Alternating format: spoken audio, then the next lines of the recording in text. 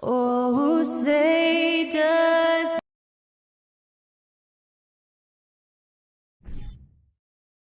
one thing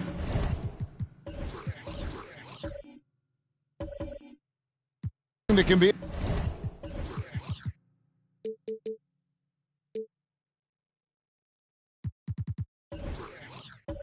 entertaining at this point of every season is how unexpected rivalries, Greg, begin to develop. Yeah, teams that might not be traditional rivals have a few heated games early on, and now their matchups become must-see TV. Happens every season. Here are the starters for Los Angeles. They've got Duncan. Miller is up there with Tony Parker. Then there's Allen. And it's Markkanen in at small forward. And so the Los Angeles Clippers get the first points of the ballgame. Young with the ball. Guarded now by Duncan. Batum wide open. He fires. That's in, coming off the assist from Young. And that's where Nicholas Batum is so dangerous. Man, if he was in boxing, he could be a corner man. Duncan with a screen on George. Miller outside. Score the basket, his second of 2 attempts. And I like the back and forth here, showing confidence from range. It seems like they're going to find out who can make the deepest threes. Right now, it's a shootout. Garnett with the screen for Young. Off target from outside. And here's Duncan. He'll bring it up for Los Angeles. They put up a nice win against the Bucks the last time out. And as an underdog, you might have expected them to kind of buckle when things got tight, but they were totally composed down the stretch. Fouled in the act of shooting. Gets the bucket anyway, so a 3-point play chance for him. The Clippers shooting their first free throw of the night here. And when you look at that free throw percentage on the season, they're right around 73%.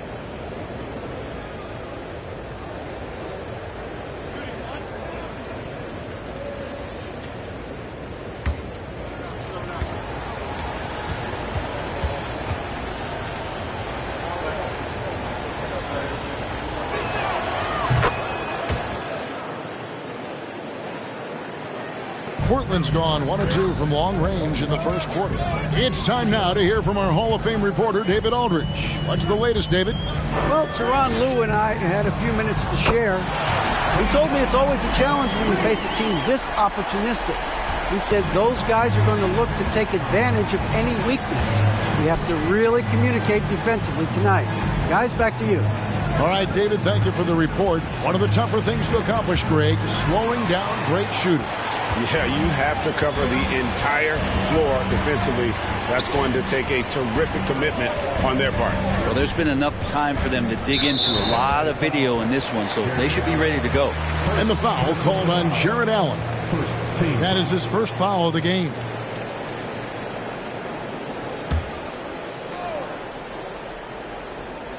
Here in the first quarter with about 2 minutes gone by. Young inside. He's against Parker. And the defense from Parker really helps change the direction of the shot, using his speedy hands there incredibly well. Part of the lean years in Los Angeles, I was there, unfortunately. It's incredible to see that this franchise has become a better winning percentage team than the Lakers in the past decade. Here's Young. A special move before the shot. Young's got 5. And even against a defense that tries to push up, Trae Young will continue to be aggressive like that. Duncan with the screen for Miller. They get it back. And there's the bucket from Markkanen. And a nice job here early of establishing an inside presence. Parker against Young. Garnett with a screen on Parker. They get it again. And stolen by Miller. To the middle. Here's Allen. Here's Duncan. Uses the glass to finish the layup. They've wasted no time settling into their offense. And so it's Young who brings it up for the Trailblazers. They trail by 6. Garnett up top. In the corner, George with it. And the 3 off target. And Brett, that Clippers turnaround, did you see that coming? I mean, not in this way, Kevin. Certainly it's been a lot of outside factors that have gotten the Clippers to this point, but with the ownership and the enthusiasm behind what the owner brings to the table and wanting to make this team viable, they're in position to make some great noise if they find their health. So healthy for the league to have two teams in LA that can be this good. Now here's Parker after the miss from Kevin Garnett. Here's Duncan. Offline with his three. Trailblazers trail by 6. Now George. 17 points in his last outing. Well, the defense was right up on him, so electing to go for the fadeaway there to create some room, well, that makes sense. Here's Parker. Kicks it out to Markkanen. The pass to Duncan. Goes back up. Allen. And denied. He sends it right off the glass. They shoot again. And that'll be 2 free throws coming up. Officials on the call with the foul. It's on Kevin Garnett. Well, the length of Allen causes defenses lots of problems. Difficult to guard without fouling at times. First trip to the line for him here. And, of course, we'd all like to see his percentage at the line improve, but he just does not have the touch right now. He's in the 60s.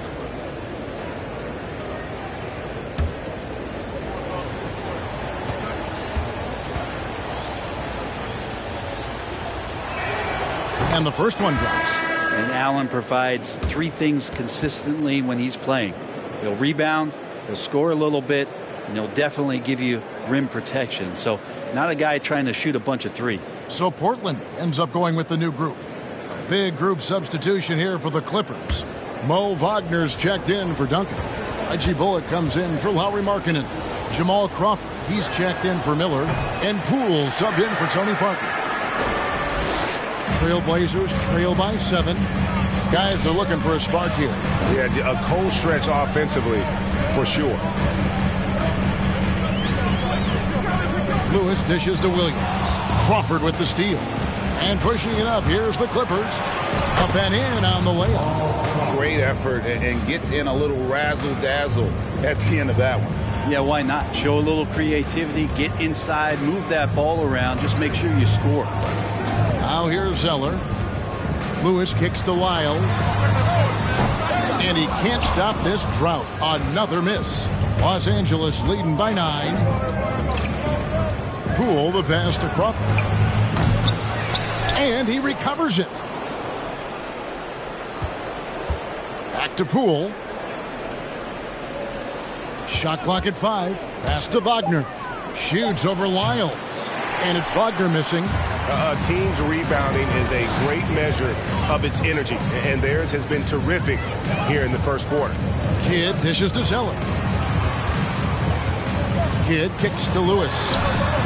Good in the assist to Kidd. And you can see Kidd's ability to pass truly is a gift. And when one of his teammates is open, he is quick to get them the ball in rhythm. Now here's Poole. He's been patient so far. Nothing on the scoreboard yet.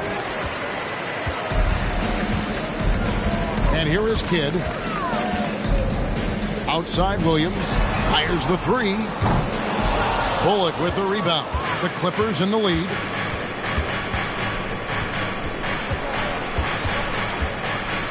Pass to Poole. There's Wagner with the 3. That's in, and he found his range with that one. Now 1 for 2. Well, when you can score the ball and the defense makes adjustments your way to do that, Poole has to take advantage like that.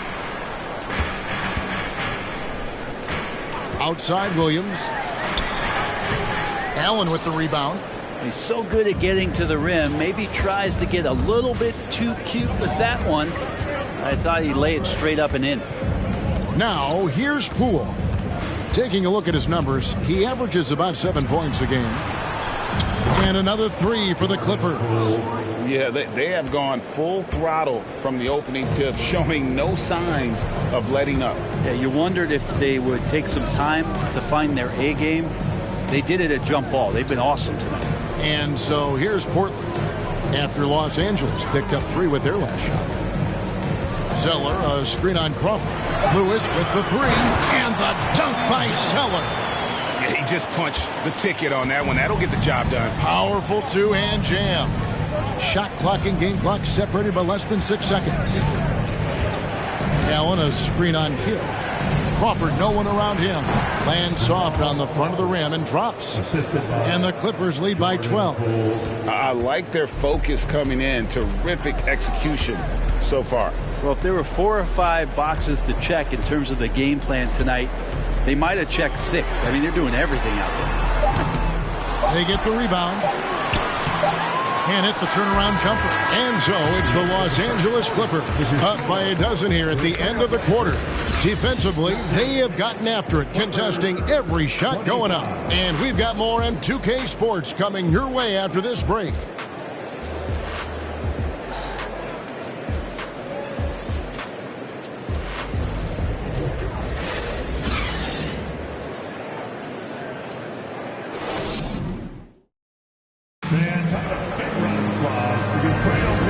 Glad to have you with us, folks. Second quarter of basketball.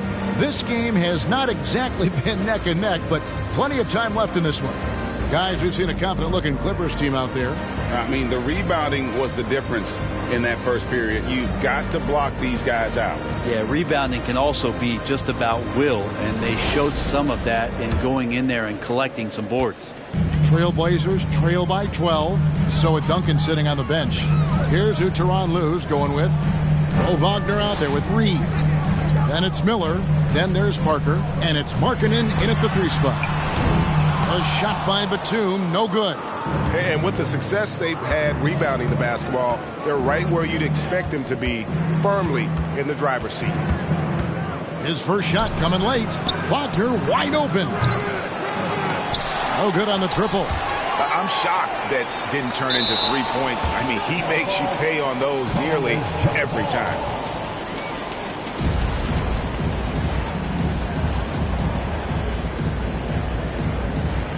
Second chance effort, and Miller with the lay-in. Miller's got the lead up to 14 now for Los Angeles. Another good play. This is how they built the lead, calling on the right guys at the right time. Basketball IQ is something that gets talked about, but its importance to a team showing up here, running plays that turn into scores. And taking a quick look here at the hustle stats for the Clippers. They're really mucking things up for the opposition, racking up steal after steal, just not letting them develop any kind of offensive rhythm. Sometimes the offense can be keyed by just quick possession. So you get a steal and you can get out in transition. They seem to be very focused on that end of the floor. Oh, and a nice job of turning that miss into 2 points on the tip end. Hustle points, I believe they call them. Hustle points right there. Here's Parker. Passes to Wagner. That drops, and it comes off an assist from Parker. Wagner's got his second basket of the night. Yeah, and that's what you want from your point guard. Parker distributing the ball wonderfully on that possession. Garnett finds Young. Garnett, the screen. Young's shot is off. Just not much success when it comes to shooting. And the call will be against Kevin Garnett. That'll be his second foul of the game. Personal foul. First team foul. And the Trailblazers making a change here. Chandler's checked in. Duncan, he's checked in for the Clippers. And Brent, as an NBA player, there's tremendous competition, but also shared respect, and some say a brotherhood. How does that all balance out? I think, Kevin, there's a clear line of delineation of what you're talking about once playoff time hits the NBA. I mean, during the regular season, you see a lot of guys spending some time with one another, but come playoff time, I'd be hard-pressed to find that kind of interaction because guys know what's on the line, they know what's at stake, and competition always reigns supreme. Now, here is Young. He's got 5. 6 on the shot clock. From the arc. Another miss by Young. The edge on the glass is the difference. It's allowed them to build this lead.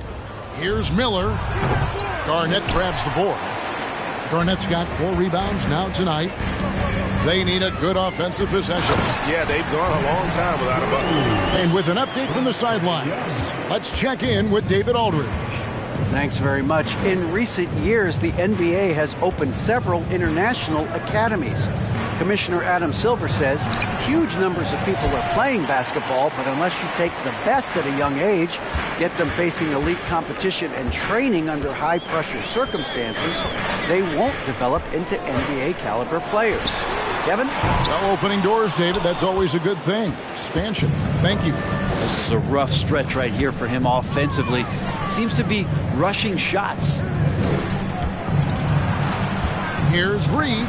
Chandler with the block. That's what he does, Tyson Chandler, redirecting that one.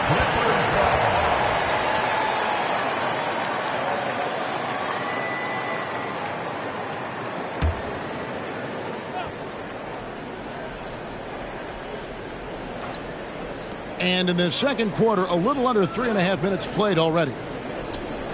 5 on the clock. Unloads from 9. It's hauled in by the Trailblazers.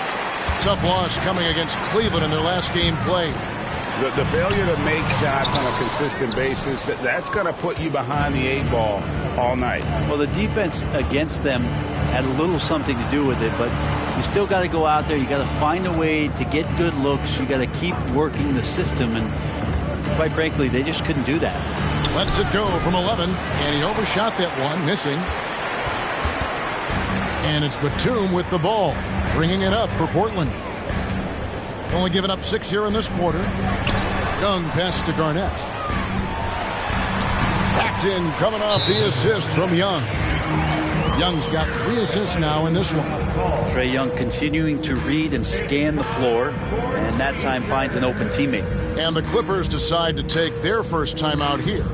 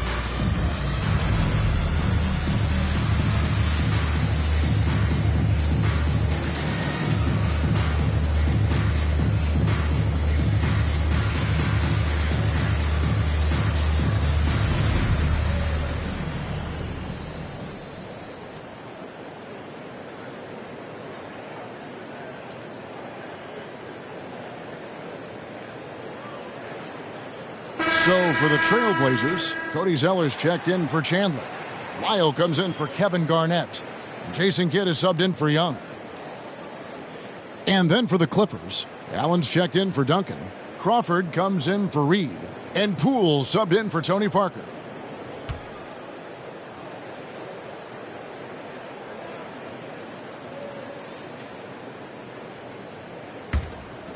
Here's Poole.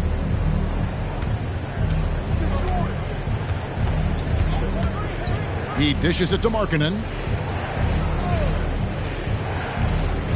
Miller against Batum. Miller kicks to Poole. Clock at 6. And the 3-ball is good. Poole's got 6. And just another weapon that Jordan Poole has in his offensive arsenal. Kidd dishes to Zeller. Now, here's Lyons. He's gotten some minutes, but nothing on the board yet. The 3 from George. Good in the assist to Kidd. Nice answer back there. Love to see the competitiveness. Yeah, both teams finding ways to the three-point line and trying to take advantage from distance. And they pick up 2. Allen's got his second basket of the game. Poole showing is more comfortable in that pick-and-roll setting. He can be dangerous. And there's the pass to Batum. Lets it go from deep. The offensive rebound. Clippers leading by 14. And here's the upcoming schedule for the Trailblazers. On Wednesday, they'll tip off a road trip in Toronto where they'll take on the Raptors. And then on Thursday, They'll be matching up against Eric Bledsoe and the New York Knicks. And Kevin, I think you have to look at this as an opportunity to take a step forward. Sometimes tough road trips can bring the best out of a team and bring you closer together. Offensive rebound. Shot by Zeller, no good. He's got so many ways to score in the post. Just nifty, uses fakes. Has to have a body on him every time he's down there. And there hasn't been anything easy for him in this period. No, I haven't seen him in comfortable spots, or at least spots we've seen in this offensive set that are allowing him to settle in. Now, here is Miller. He had 10 points in the win against Milwaukee. And he caused major problems with his defense as well. He had 4 steals by the time the game was over. Now, that's a high percentage look when the D doesn't fight over the screen. Yeah, coach over there just asking for one simple thing, and that's some effort. Got burned on that one. Here's Zeller. Batum scanning the floor. Back to Zeller. Outside for Kidd. Rule with the steal.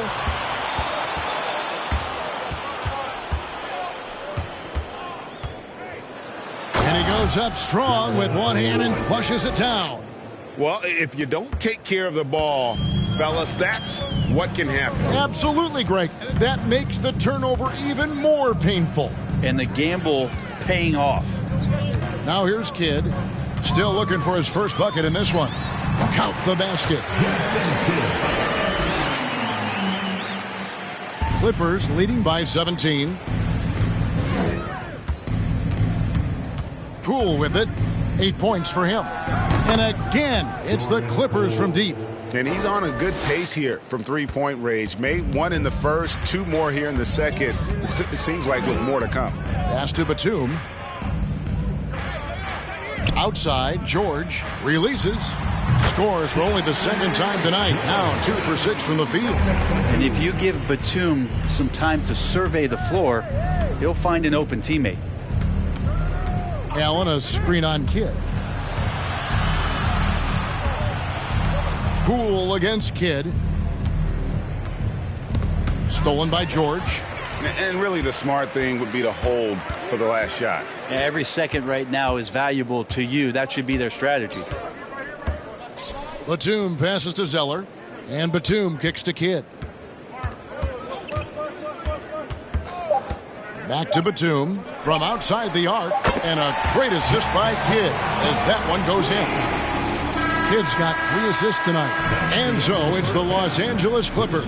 Their lead at 15 going into the break. And their ability to get points in the paint has made all the difference in this one. It's time now to go courtside as we send you over to David Aldridge from the sideline. David, take it away. Thank you, Kevin. Coach, what have you liked about your team's performance so far?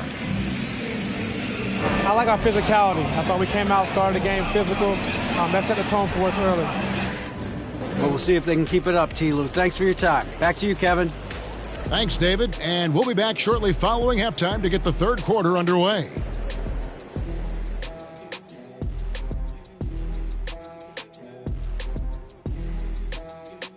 Welcome, everybody. We'll get things going with a look at who might be participating in the upcoming three-point contest. The thing about the three-point contest, we sort of know who's going to be headlining. Question is, which underdogs will be added to the fray? Fray. Spell it, tough guy. Is that the first time you've used that word? Second. Now moving on to the game at hand, some challenges in this first half for the Portland Trail Blazers. When you look at their multiple areas of weakness, for me, it starts with their perimeter defense. Disorganization, chaos, a lot of wide open looks. They have to communicate better and stay connected to the shooters. And that about wraps it up. And as the third quarter is about to begin, we go to Kevin Harlan for the call.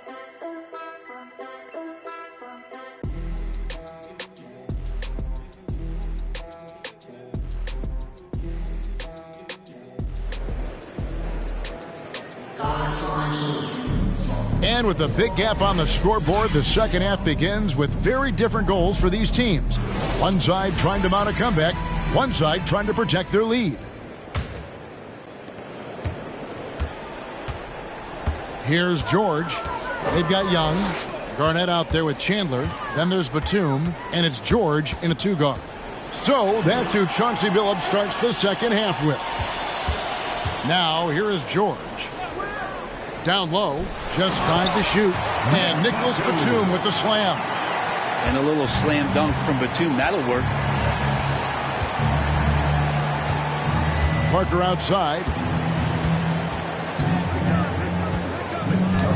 Garnett with the block. Duncan with the screen for Miller. Busts the J after the cagey pass fake.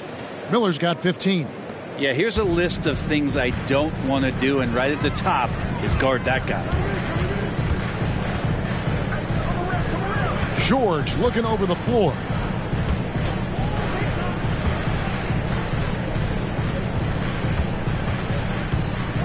Garnett with a screen on Miller. The 3 from George.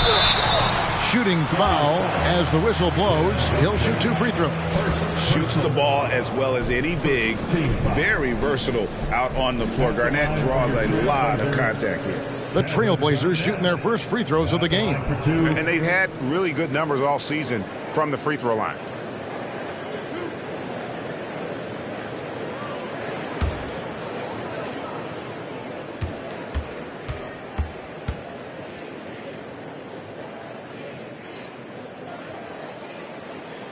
First one falls for him.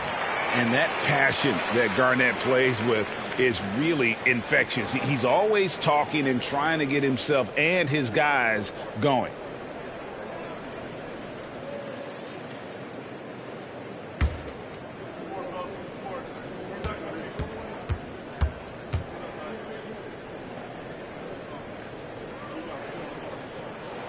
And both free throws good from Garnett.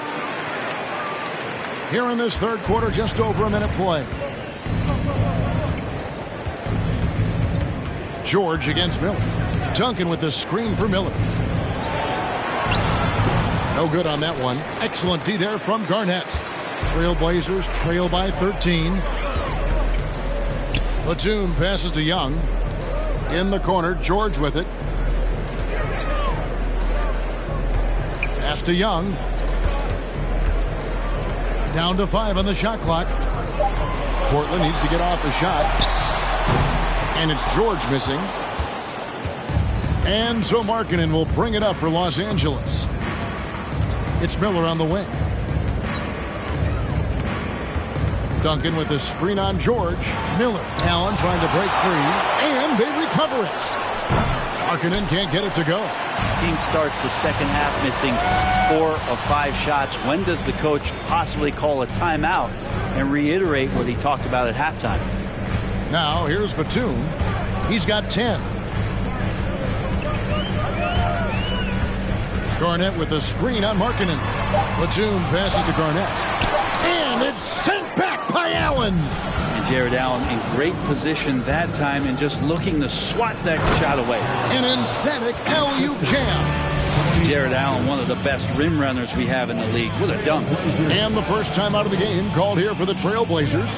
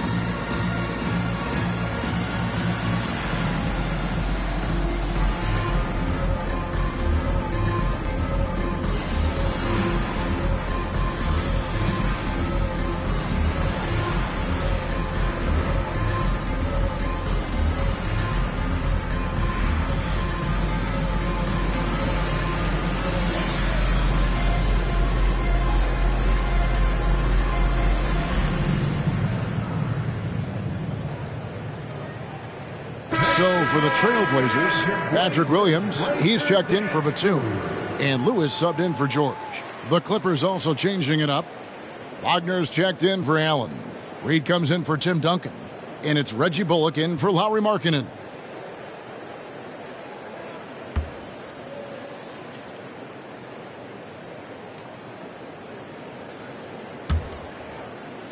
Trailblazers trail by 15.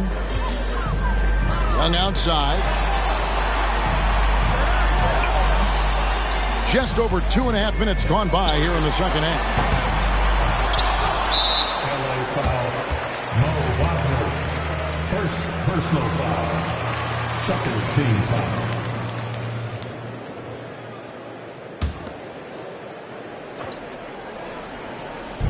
Los Angeles on D. Hate to say it, but if they're still trailing at the final buzzer, a lot of this is going to be felt by him. His shooting tonight has just been atrocious. Parker inside. Lewis covering. Parker's shot is off. The Trailblazers have gone only 1 of 5 from the field since halftime. Very slow start offensively. A moment now to hear from our sideline reporter, Hall of Famer David Aldridge. David. Thanks, guys. Now we see more and more top prospects bypass college or even leave high school early to make 6 figures playing for G League Ignite. For many years, going pro at such a young age was something we only saw abroad, but that reality is now here. Kevin? I like it too, David. The landscape is shifting, and I think for the better. Thank you for the report. Yeah, good job to take it right at the Los Angeles shooting their 4th and 5th shots at the foul line in the game. Reggie Bullock at the line for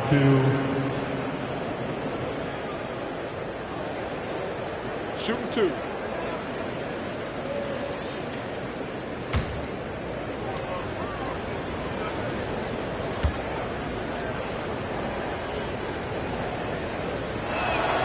Free throw good. Bullock.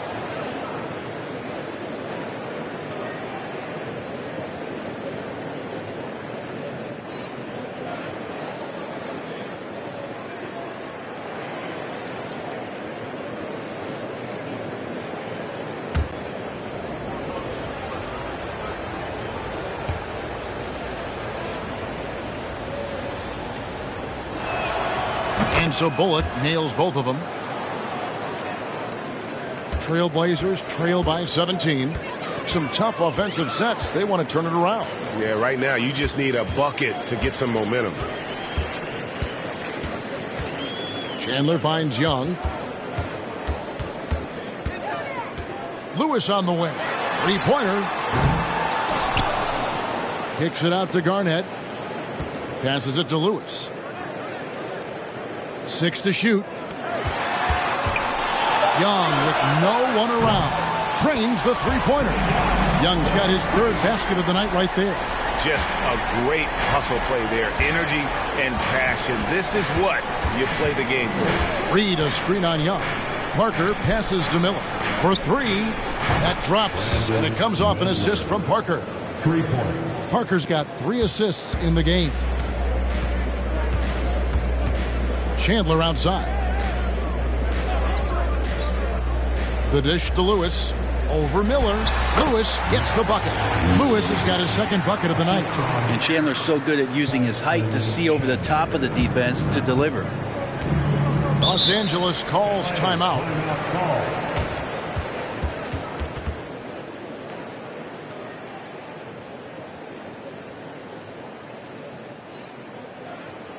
And your Trailblazers George is checked in for the Trailblazers. And Los Angeles making a change here as well.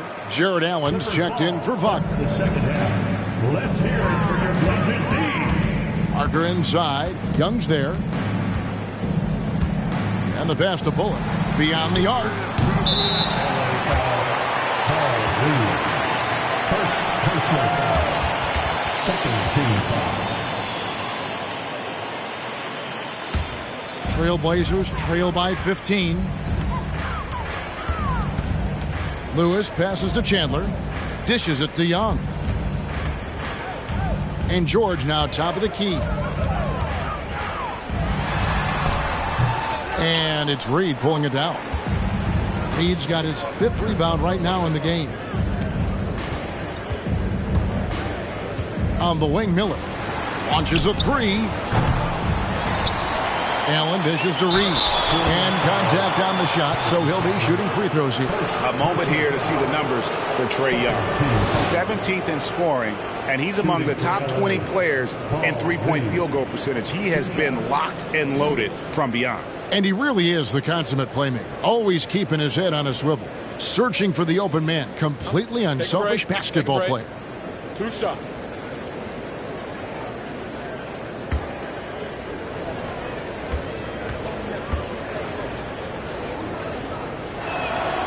And he knocks down the first one.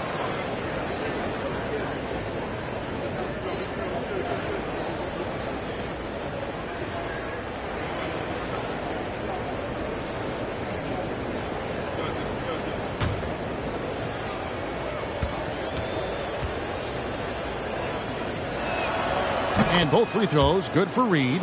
We're still waiting for that first miss from the line this half. Young looking around. It's Chandler high post, working on Allen. And he could not get that one to go. A lot of contact, and he'll go to the line for 2. It's on Jared Allen. Wow, he got whacked on that one. Shouldn't be much debate there. And a look now at how the offensive approach has been going here so far for the Clippers. I mean, they've been stepping it up in terms of their shooting from distance, and the confidence has been there all game long, leaving the defense to scramble. And there's been another bonus to what's happened with them tonight, and that's the offensive rebounding. They're boxing out, they're getting up extra shots. That could be a difference maker in the result. And the first one at the line is good. Tim Duncan, he's checked in for Reed.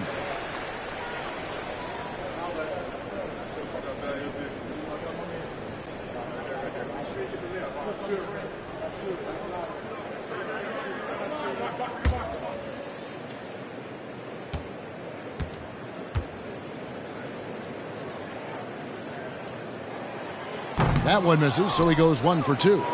With social media and the cult celebrity, a lot of pitfalls for players.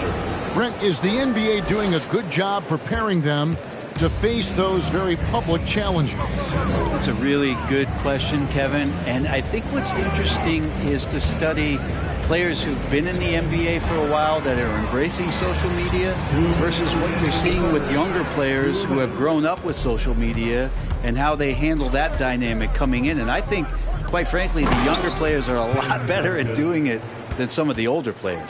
And that's a slam dunk from the big fundamental. You don't want to get in the way when he's throwing it down. Chandler kicks to Lewis. Again, the miss by the Trailblazers. Well, they've been better than good on the glass today, and there is a glaring discrepancy between these two teams in that area. Now here's Parker. They lead by 20. That's the most we've seen. And Parker terrific in the pick and roll. Just creative in terms of getting his team good looks. Time called here. The Blazers decide to talk it over. Nicholas Batum, he's checked in for Lewis. And the Clippers making a change here as well. Markkanen's checked in. Pass to Batum. Outside, George over Miller. Again, the miss by the Trailblazers. Clippers leading by 22. Parker passes to Miller. Here's Allen. Duncan trying to break loose. Allen's shot is off. Well, they shouldn't be giving that shot to anyone, but they certainly shouldn't be giving it to him. That's a big break for the defense.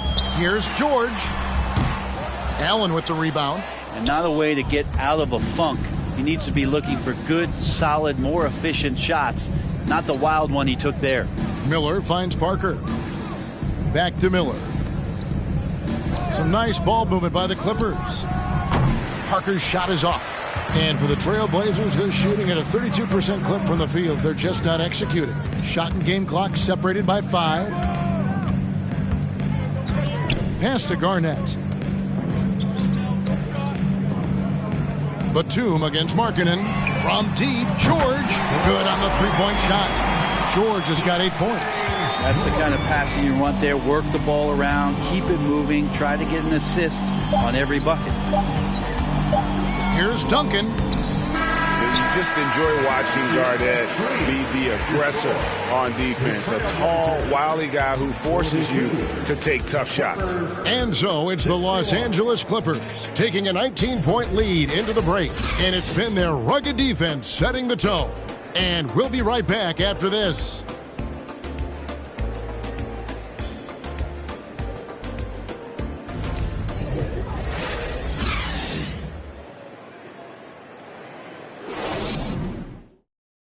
And let's take a listen now to Coach Tyronn Lue. You got to make the right play like you've been doing all night, all right? And they're going to try to help and tackle. And 1 quarter to go in a game that to this point has not been an evenly fought contest. And on the floor for the Clippers here in the 4th, they've got Miller, Duncan out there with Lauri Markkanen. And there's Jared Allen. And it's Parker in at point guard. Not great numbers, but great effort in this one. Sounds funny, but I think he's been a positive for them. And he gets the whistle. 2 free throws coming up. Second personal foul, first team foul. At the line for Portland, George. 2 shots. That's good from George. And he can't hit the second. Yeah, I like that they haven't lost their aggressiveness here in the second, despite being down. Markkanen dishes to Parker.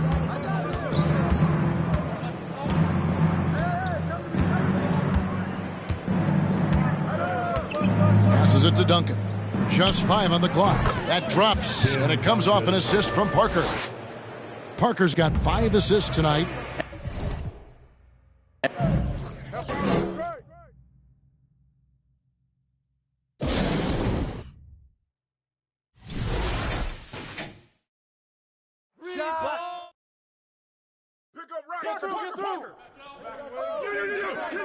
KG!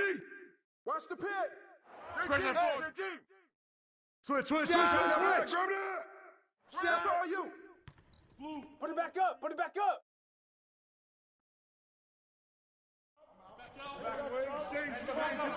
Switch! Get that!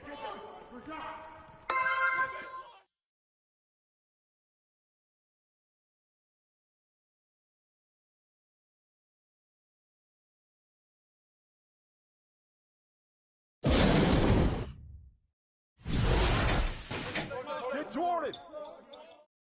Set up! Get on Jason! Hey. Oh, bomb that! Switch! Help me!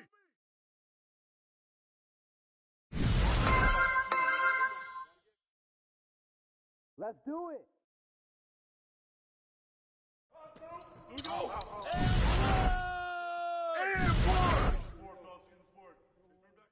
Get pulled! Crawford!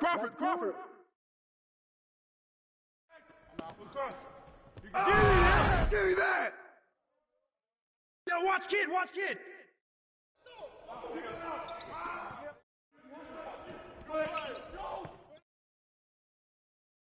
Crawford! Lyles! And the foul!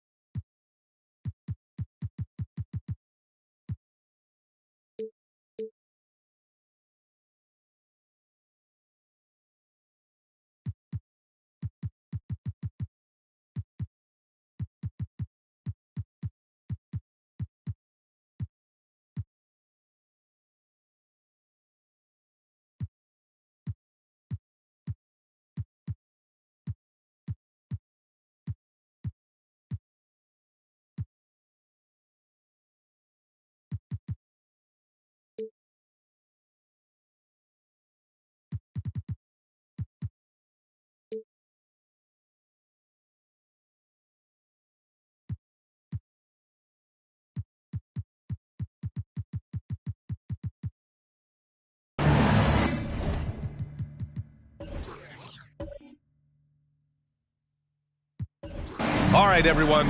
Greetings from 2K Sports. Get ready for some NBA action. With Grant Hill and Clark Kellogg, I'm Brian Anderson. Allie LaForce is our reporter. As they say, live by the three, die by the three. When you're too perimeter dependent, it's hard to maintain consistency game in and game out. You know, I think the lack of success from the perimeter really did them in. They just couldn't get it going from there. Now the starting group for the visitors. Anthony Simons out there with Kemba Walker. Then there's Anthony. Then there's Robin Lopez. Now here's DeRozan. Outside Mitchell. There's a screen. Shoots over Lopez. And too long on the shot. Walker against Mitchell. And Andrew Wiggins gets the whistle that time. That's his first foul of the game. And at this point, we're just about halfway through the season. Some teams, Clark, playing great basketball right now. And the real challenge is to maintain that if you're one of those teams, to continue to play at a high level, to continue to trust and put in the work to perform. Now here's Mitchell, and he lobs it up top, and the dunk by DeRozan. Boy, you throw it his way, and DeRozan is going to capitalize. When he takes off, he's looking to throw it down with no hesitation. Walker against Mitchell. Pass to Boozer.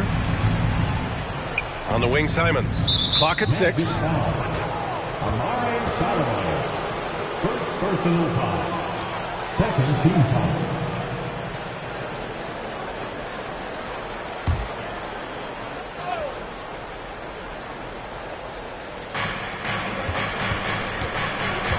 Walker against Mitchell.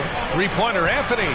2 shots, 2 makes. Off to a good start. And, you know, that's exactly what you want from your point guard. Get the ball to the open guy on time and on target.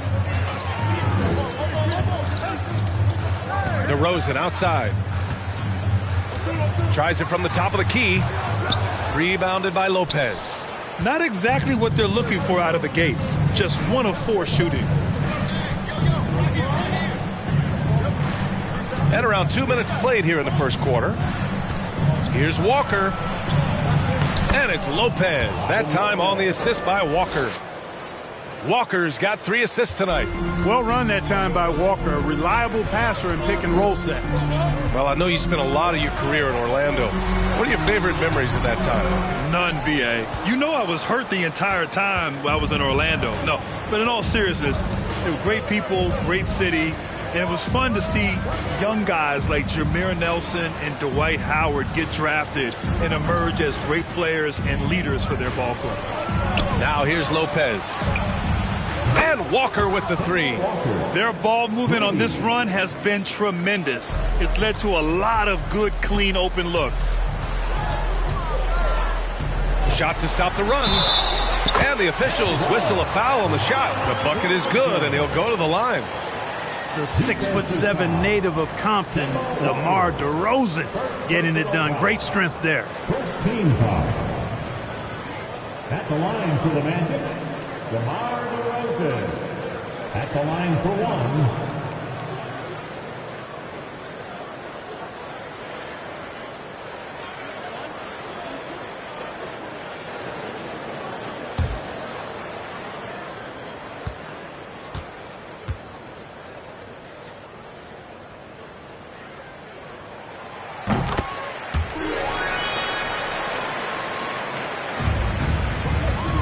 Now Walker.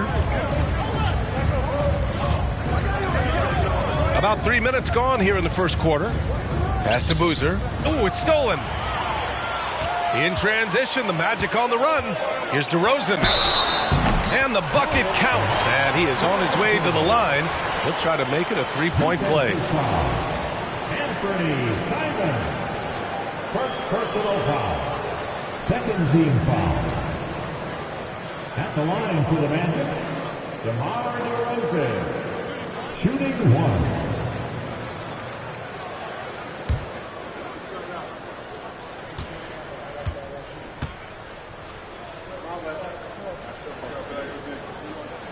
That's good from DeRozan. Well, the elevated playmaking from DeRozan has been a revelation of late. An all-around threat who still feels underappreciated by many, and I think that drives him quite a bit. Now here's Anthony. He's got 6. Pass to Walker. Anthony outside. The 3-pointer off the mark. And you just can't afford to give up that kind of look very often. Down low. Here's DeRozan. Simons with a rebound. Probably should have scored there. He usually does.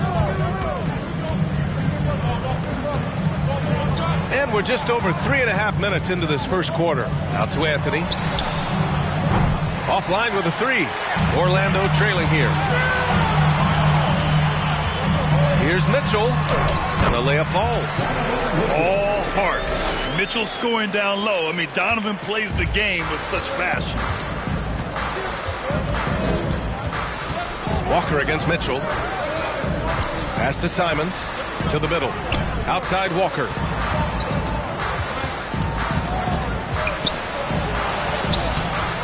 And again, another missed shot. And here are the Magic now. Wiggins with it. Well, no scoring yet from him, but that's likely to change. And there's the screen from deep. Mitchell sends it home from three-point land. And one of the big names on the move this past summer was Donovan Mitchell. Now, you figured his time in Utah was up as the team decided to change their core up. Could be a game changer, though, with this roster, even with all they gave up to get him.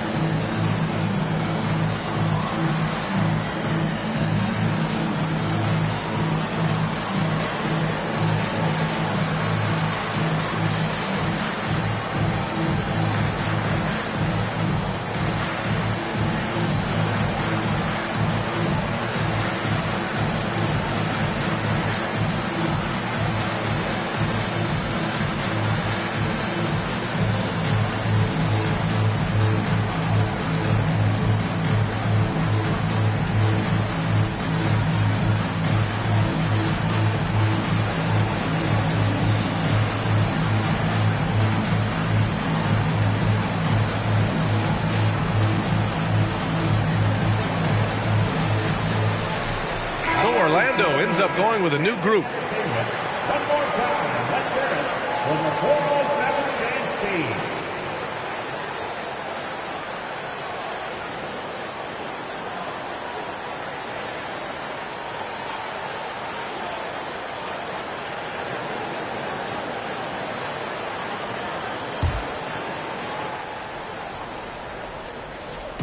The visitors with the ball.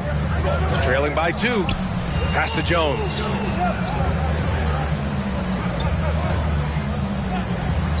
And there's the lob. Oh, what a perfect pass to set that up. Hey, the feed might have been pretty, but the finish, that was angry. Well, you need both to make it special, and they pulled it off just right. No good off the back of the rim.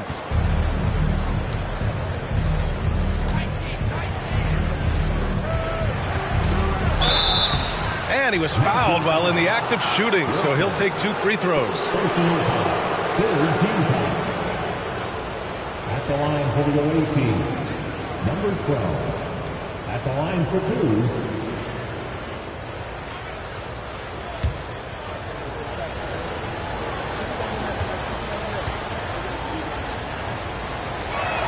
2. No good on that one.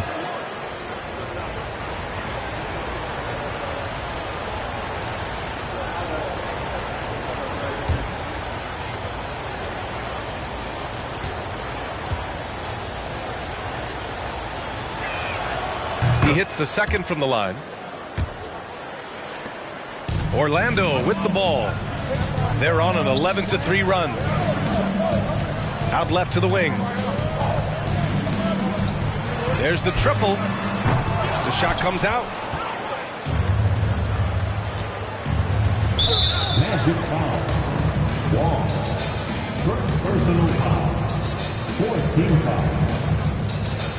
Shooting for the away team. Trey Jones. 1 count.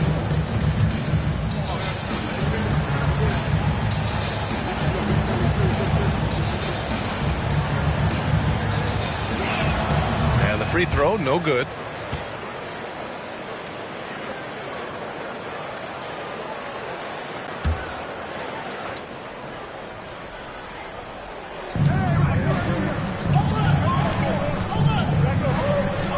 Here's Sohan. No good from outside. Here's Wilson. Boy, he's been patient so far. Nothing yet on the scoreboard. Wondering how the West is shaping up? Well, the midseason grind is in full force. Let's check out the standings. Boy, it's been a rough season for them. They're at the bottom of their conference. And here's Jones.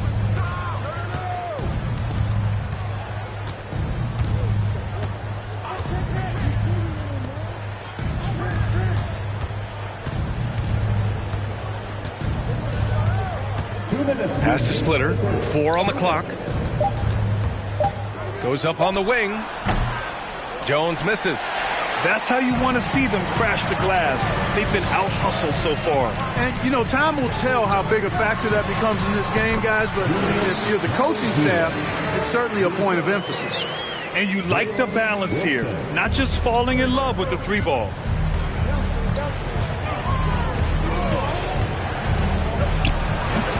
Orlando grabs the miss. Here's Orlando. They're on a 13-3 run. To the left side wing. Ooh, a little luck that time as it drops. And now a 3-point Orlando lead. Coach is loving the ball movement. Pass to Splitter. 1:06 left in the opening quarter. Back to Jones. Outside Carter. Takes the 3. No luck on that one. And here are the Magic now.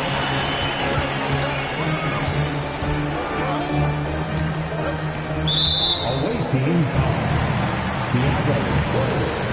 First personal foul. Third team foul.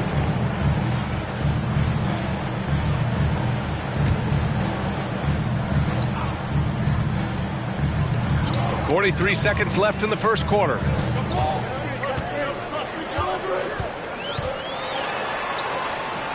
Shot clock at 5. To the wing on the left. The Magic need to put one up here. Second shot opportunity. And that's 2 points on the layup. And the Magic lead by 5. Second chance points are always painful. Have to make the effort to box out. Hey, guys standing around spectating, I mean, you got to get in there and get tough. Now here's Jones. Now quiet so far offensively, searching for his first points of the game. Pass to Sohan. Here's the 3. Unable to get that one. And so the first quarter is in the books. It's the Magic up 5. And back in a moment as we'll get underway with quarter number 2. 14.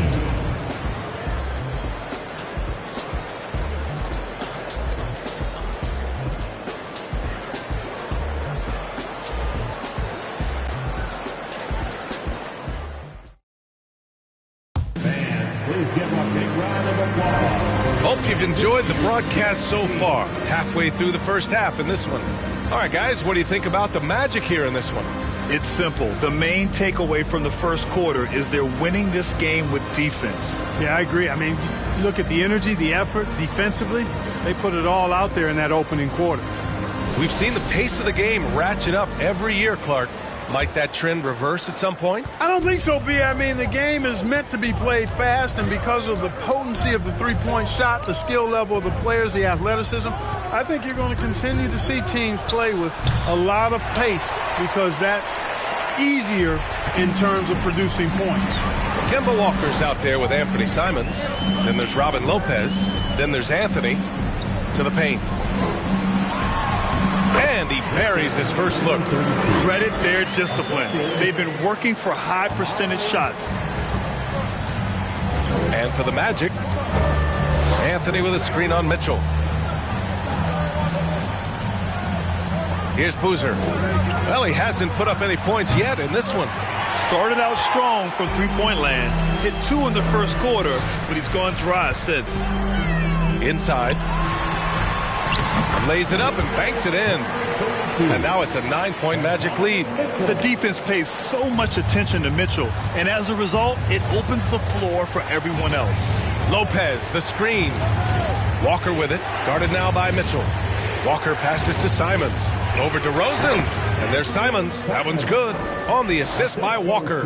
This team looks to him to score the ball. They feel good when he's taking the shots. We're about a minute and a half into the second quarter. It's Wiggins on the wing. Pass to Mitchell. Shot from 16. That one rolls around and rims out. Very surprising that he came away empty there, especially given room to operate. It's Walker on the wing. And he makes it on the layup. Walker's gotten his second bucket on the night. And, you know, Walker is really good at muscling his way through the defense. Tough to stop on the way up. DeRozan passes to Wiggins. Simons against DeRozan. Just 5 to shoot. Here's the pick from deep. Mitchell. Offensive rebound. Here's Stoudemire. That one is off. And here in the second quarter of action, just a hair under 2.5 minutes played. Walker against DeRozan. Three-pointer, Anthony. DeRozan with the rebound. Certainly not the kind of night he was looking for at the offensive end, and it's had a ripple effect on the team. And he's going for the lob. Off target on the lob. Just imagine if he was shooting better. The lead would be even bigger. Pass to Walker. Here's Boozer. Lopez finds Simons. Now here's Anthony, hounded by Wiggins. Anthony misses. Orlando leading. To the inside. Oh, and a beautiful feed leads to a monster jam. Well, a nice room service feed from DeRozan. Couldn't get more wide open than that. They need something good to happen here. Yeah, they've gone way too long without a score.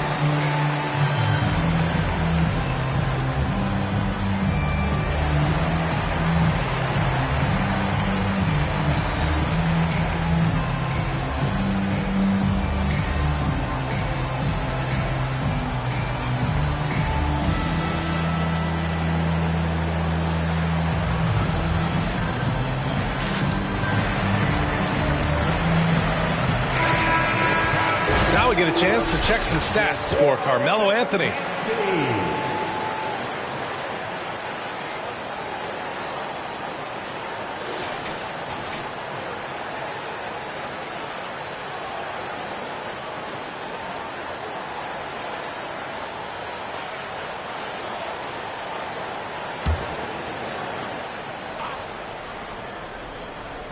Here in the second quarter, just under 3.5 minutes played. Now here's Walker. He's got 5. Simons outside, down low. And Anthony gets it to go on the assist by Simons. Anthony's got 8. Inside, Anthony runs into some contact, but he stays strong and focused and finds a way to work through it. Man, what a pass that was there. He really relishes making the game easier for his teammates. And Grant, Donovan Mitchell wears the number 45. Not one we see a lot of in the NBA. That's true, B.A. But Donovan's got a good reason to wear it, paying homage to Michael Jordan. Mitchell said growing up, everyone always took 23, so he went to MJ's return number, 45. And from the sideline, let's catch up with Allie. Well, guys, it's a new day in Orlando. Magic head coach Jamal Mosley continues to lay the foundation for the team they want to be. A, quote, tough-talking, tied-together defensive team that plays offensively with pace, space, and the pass. Brian, say that 5 times fast. Yeah, well done, Allie. Thank you. It'll be fun to watch him build.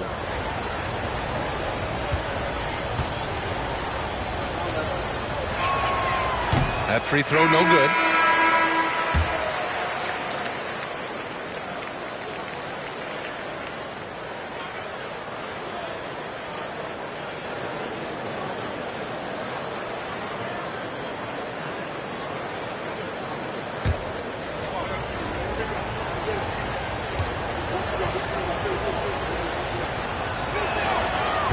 that trip coming up empty, missing both.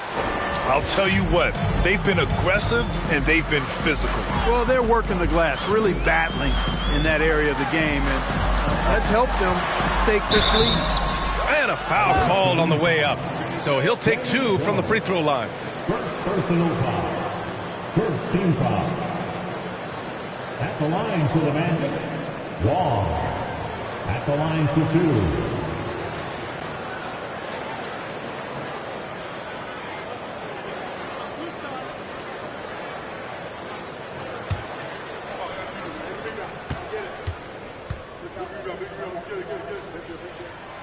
That one's off.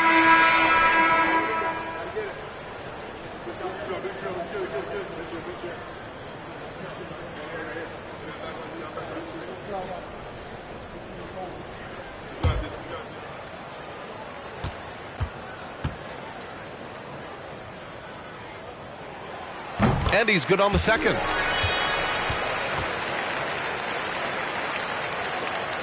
The visitors with the ball. Simons passes to Carter. Back to Simons.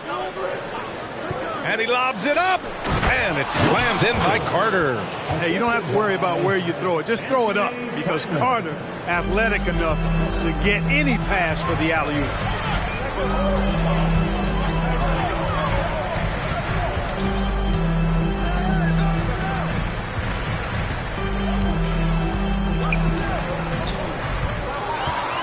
Knocks it loose. 5 on the clock.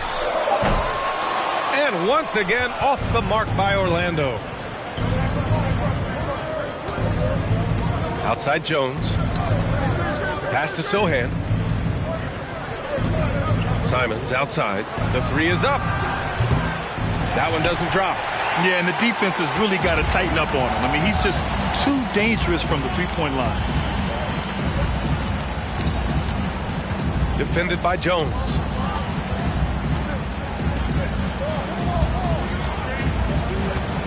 They set the screen. This one for 3. The rebound by Carter. Pass to Jones.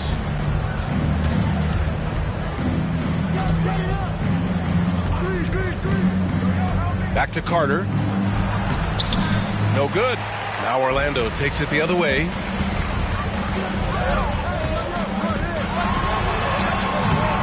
That's no good. He's 0 for 4. They've been having major problems offensively. Definitely in a bit of a dry spell.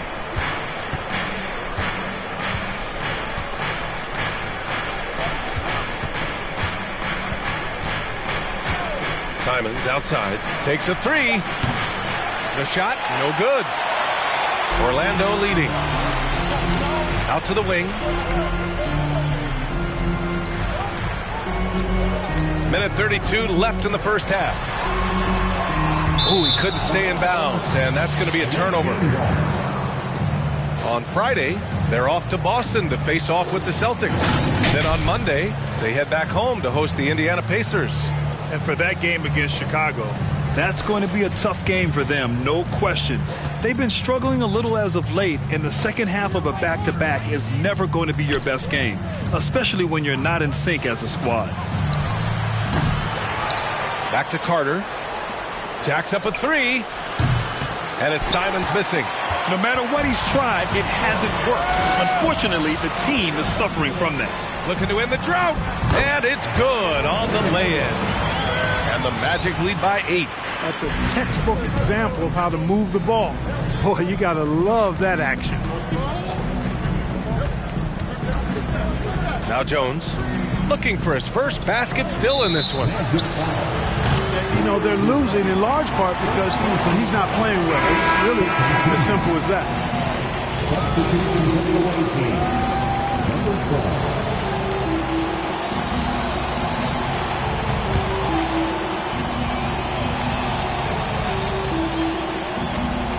There's 48 seconds left in the second period.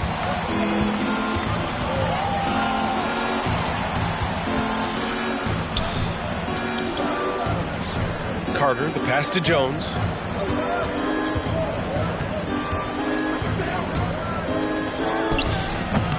splitter.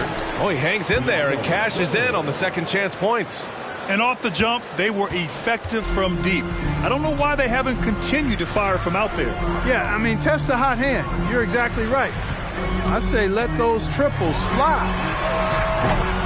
That shot is off. I think he's gone completely dry.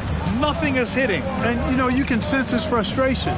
This is going to be a test of his resolve here.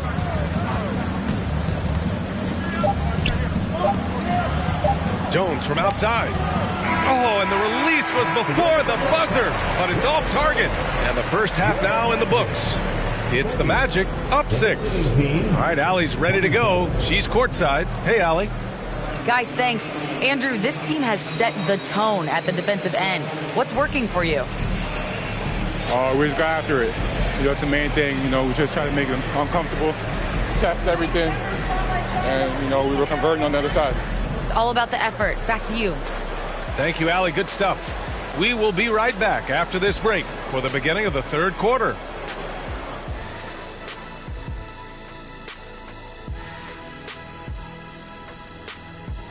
Hey, everybody. Halftime is upon us, and the scoreboard showing a deficit. Shooting under 35%. Let me see. That calculates to they're lucky to be in this game. Look, they're getting a lot of hustle points, but that can only get you so far. They got to start executing down the stretch. Yeah, patience is a virtue. Don't always take the first shot when you see it. Changing things up now, let's take a glance at the upcoming schedule. And for that game against the Celtics, this one should be a great test for them, a benchmark for how they stack up against the rest of the league. I want to see if they're up for the challenge, maybe even pull off the upset. Thanks for joining us. Time to head back over to the third quarter with Brian Anderson.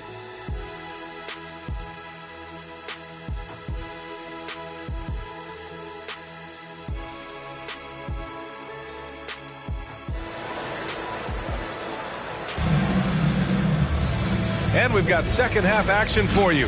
Thus far, a pretty evenly contested game. Boy, you have to like what we're seeing from DeMar DeRozan.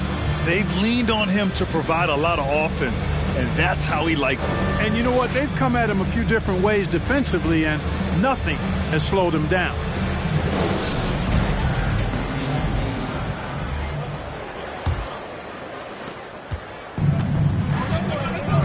Walker with it. They've got Kemba Walker.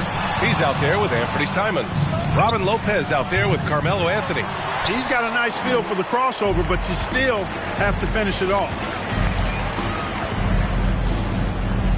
Anthony against DeRozan. Here he goes. And that one good. DeRozan's got 10. Well, that's a signature move from DeRozan, guys. Gets up ahead of steam, then finishes strong.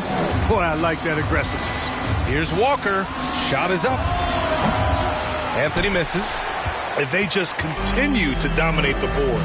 Guys, I think they've simply been the more physical team, and that's why they're ahead. Woo! I just love that alley-oop slam, B.A. Defense disorganized, defense pays. Boy, I tell you what, guys, this is really getting close to being real ugly. Clearly out of sync to begin this half, 0 for their first 3 attempts. And I think Andrew Wiggins is a great example of how positions have changed. Came into the league playing a lot of the 2.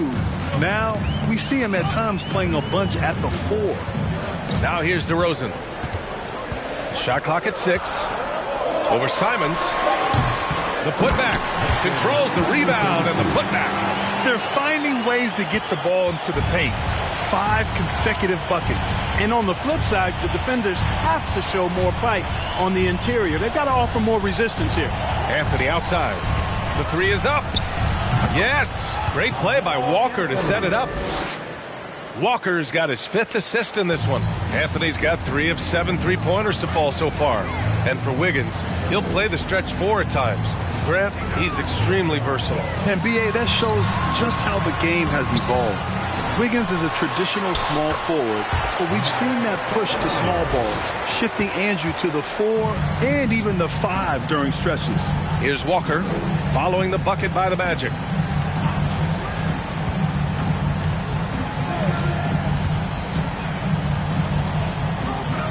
Simons outside, fires the 3. Rebound by the Magic. Only 20% from the field to start this half. To me, it looks like their opponent may have made some nice adjustments. Pass to Mitchell.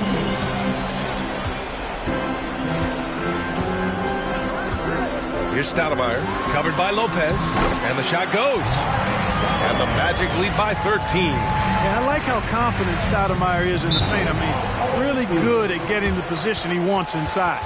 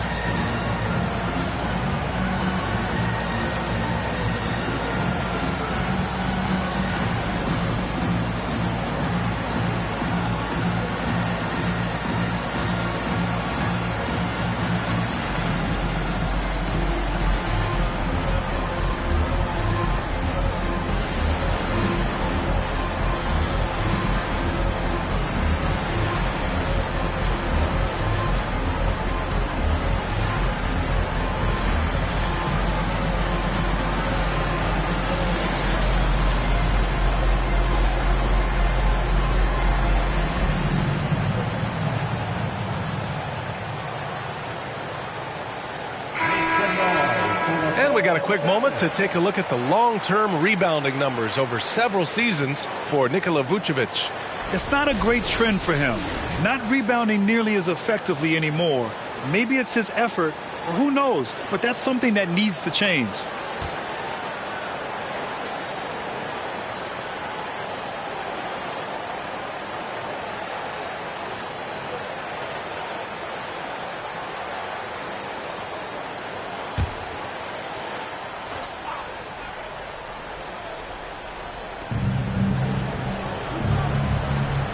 Here's Walker. He's got 5. Oh, and he got fouled on his way up. He'll head to the line to shoot 2.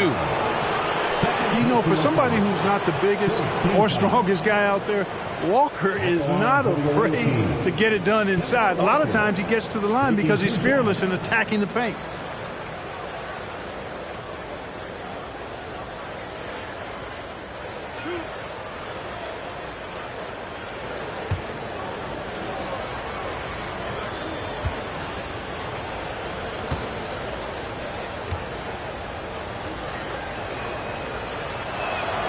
And he makes the first.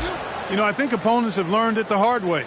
I mean, Walker is not a guy you want to put on the foul line. He's an excellent free throw shooter.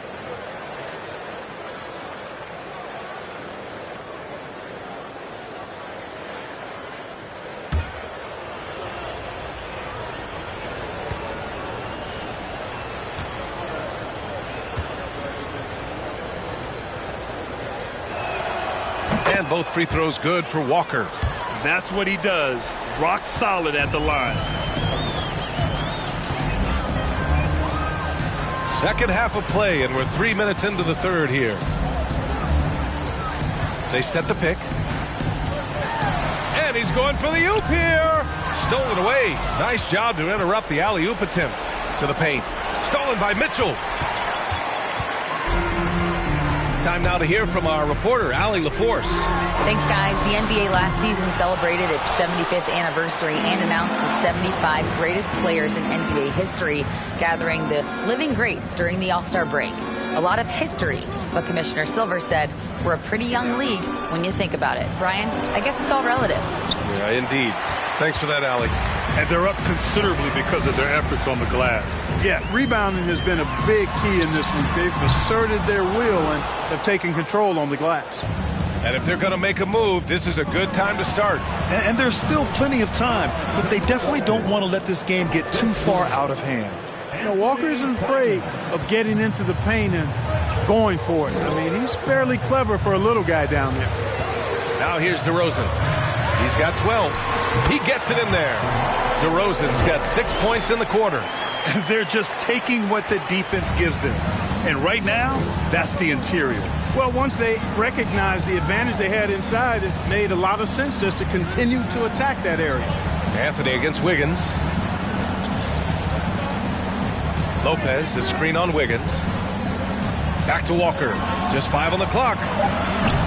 They get the rebound. Boozer. And good work on the boards as they picked up the second chance points. Got to appreciate the interior game of Boozer. I mean, really does a nice job scoring in the paint and has a high arcing shot that helps him do so. Orlando calls timeout.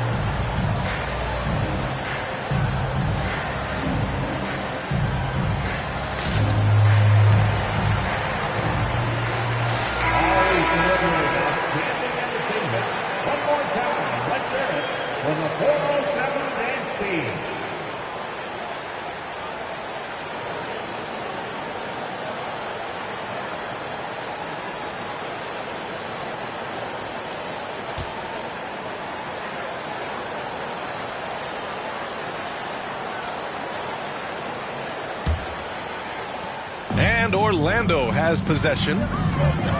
13 points was their biggest lead of the game. Wiggins finds Mitchell.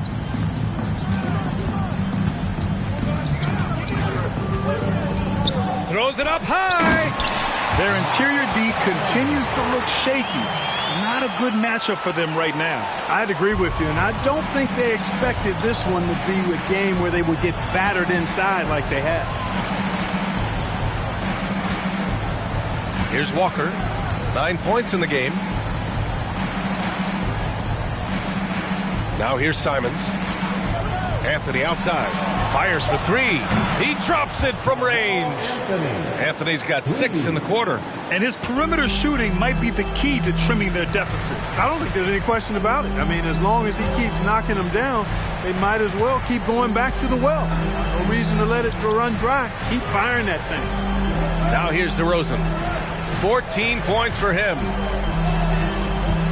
Shoots over Simons.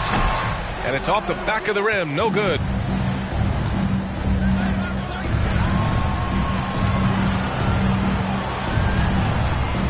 Back to Walker. Lopez, the screen. Off the mark there with a 3. Man, miss after miss for him. When you're having a quarter like this, the only beneficiary is the defense. Oh, I tell you, DeRozan puts so much pressure on the defense, he practically forces guys to foul.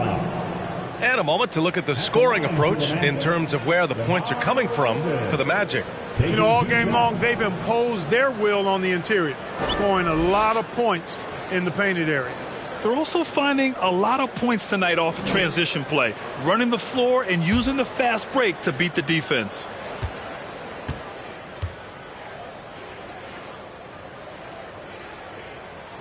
That's good from DeRozan.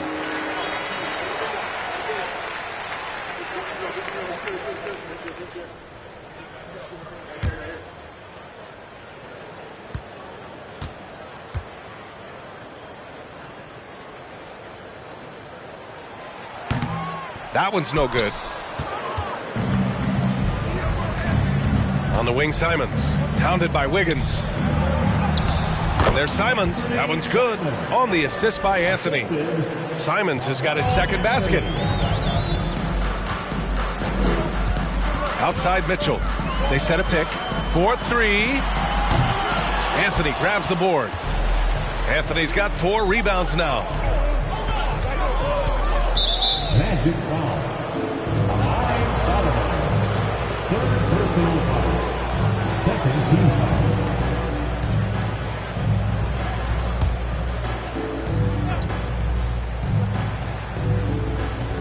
A minute 29 left in the third quarter of the game. To the middle. Cuts off the pass. Oh, that's some pesky defense. Should have thought twice before attempting that pass. And there's the foul. It'll go on DeMar DeRozan. That's his first foul of the game.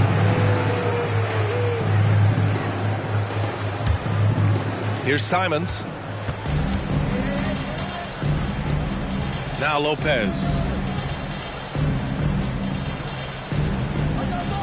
1:11 left in the third. Back to Simons. Lopez, the screen. Rebound by Stoudemire. It's one thing to prevent the layup. It's another to do it without fouling. Just terrific defense. The three from Mitchell. Can't hit that one. Mitchell's got 1 3-pointer tonight so far in 4 tries. Anthony against DeRozan. Anthony, the pass to Walker. Puts up a 3. Gets the 3 to fall. Anthony's got 9 points in the quarter. And the defense is really allowing them too much room on the perimeter. Simons against DeRozan. Here's Mitchell. Good. And it's DeRozan who picks up the assist. Mitchell's got 7. We've seen that more than once today. An effortless basket inside. Well, listless and lifeless at the defensive end. I mean, especially inside. They've really got to pick up that interior defense. DeRozan against Simons. Walker with the steal. He's got a clear path. And he lays it in on the break. He's got 11. Boy, defense leading to offense. Walker doing a nice job at both ends there. The third quarter comes to a close. It's the Magic leading by 4. After a quick break, we're coming right back with the start of the fourth quarter. Team 43.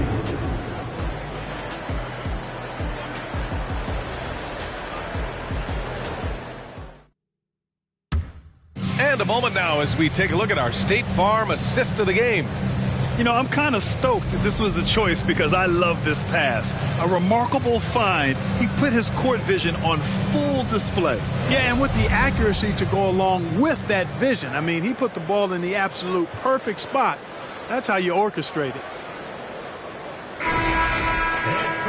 And with 3 quarters behind us, we'll start the fourth in what is still anybody's ball game.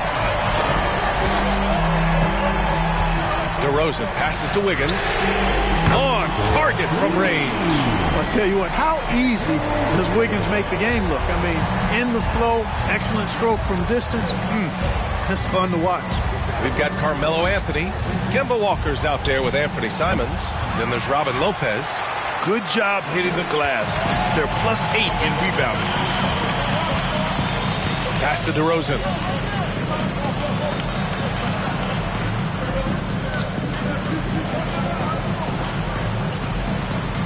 Here's Stoudemire.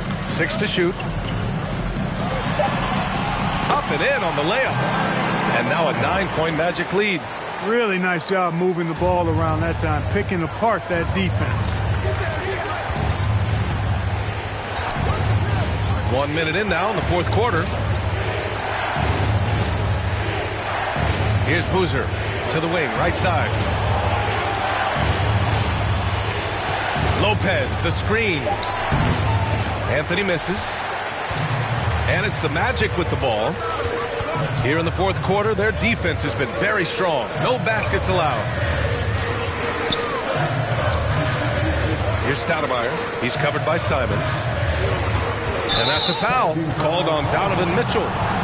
That's his first foul of the game. I love great defense. Just quick to establish his feet, and he takes the hit. And not afraid to put his body on the line either. He took a shot for the team in that situation. About a minute and a half into the fourth now. Boy, they need something to go to regain some confidence. No question. Way too many empty possessions for them. Here's Boozer. It's hauled in by the Magic. 13 points was their biggest lead of the game. Mitchell against Simons. Pass to DeRozan. Launches it. Anthony grabs the board. Anthony's got 6 rebounds here tonight.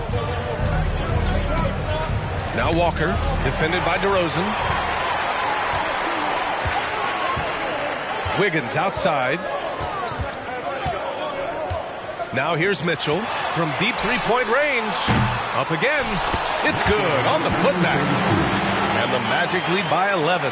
He really gets in perfect position for the follow. Just a terrific read. Protecting the rim has to be their top objective right now. Yeah, you know, just look at the numbers, guys. I mean, they are being taken to the woodshed in the paint.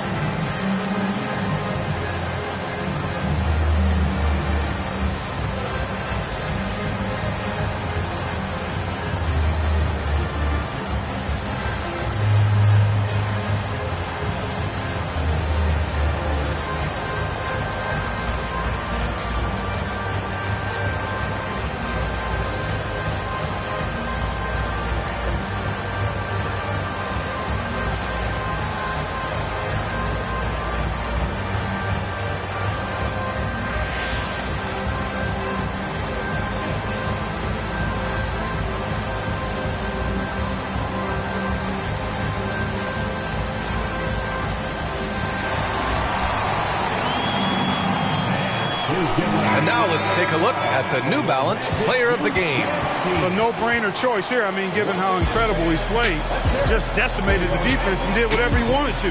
No doubt in anybody's mind that this award was going to him. Boy, you can see the amazing relationship he's built with the hometown fans, and it motivates him to always give them his very best. Let's go now to the sideline and catch up with Allie LaForce. Hey guys, during that last break, I heard Buffalo's coach as he addressed his team. He was trying to ignite some fire, saying, "Where's the fight, you guys?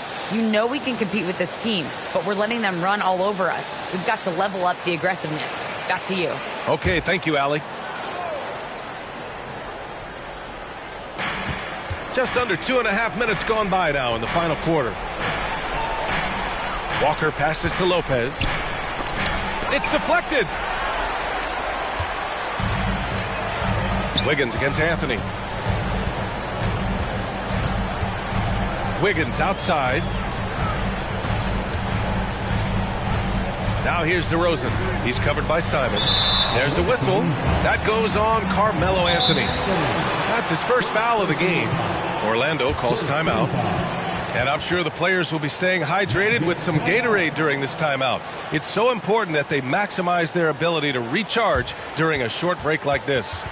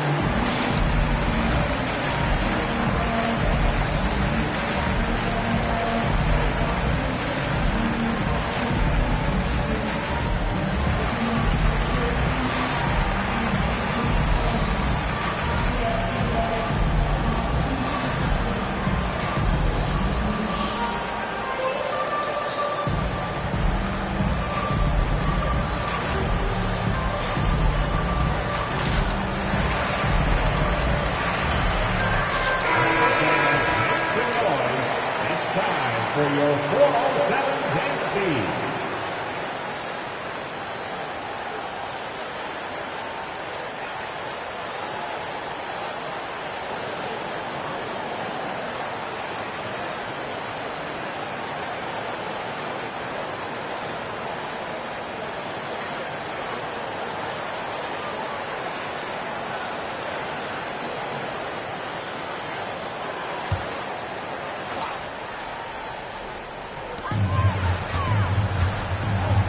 Simons against DeRozan. Down to 5 on the shot clock. The 3 from Mitchell. Simons with a rebound. Not himself from range right now, but the only way out of this funk is to keep trying.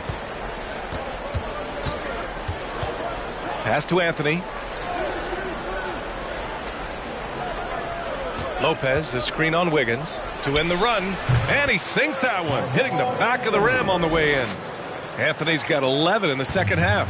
And his fantastic performance from the last game has carried over to tonight. And you know that's how it goes with him. I mean, his hot streaks, guys, don't last minutes. They last days. Great box out. Walled him off and hauled it in. Trying to find a spark here. Yes, indeed. A rough stretch offensively. They could really use a basket. Inside, here's Walker.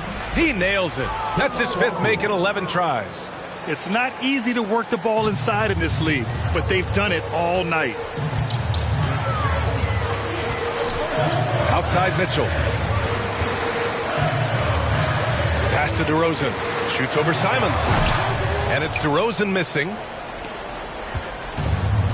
How about the unselfishness of this team? Yeah, the willingness to make the next pass has this defense scrambling. It's wide right, hits off the rim. Orlando leading. Wiggins passes to Mitchell. And another miss by Orlando. The perimeter game has failed him thus far. Hit 1 from range in the first half, but nothing since. There's Simons with a 3. The shot won't fall. Now Orlando takes it the other way. DeRozan outside. There's a screen.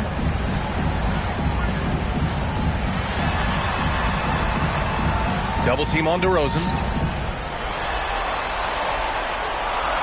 Wiggins outside. Back to DeRozan. From deep. Anthony grabs the board. Anthony's got 7 rebounds in the game.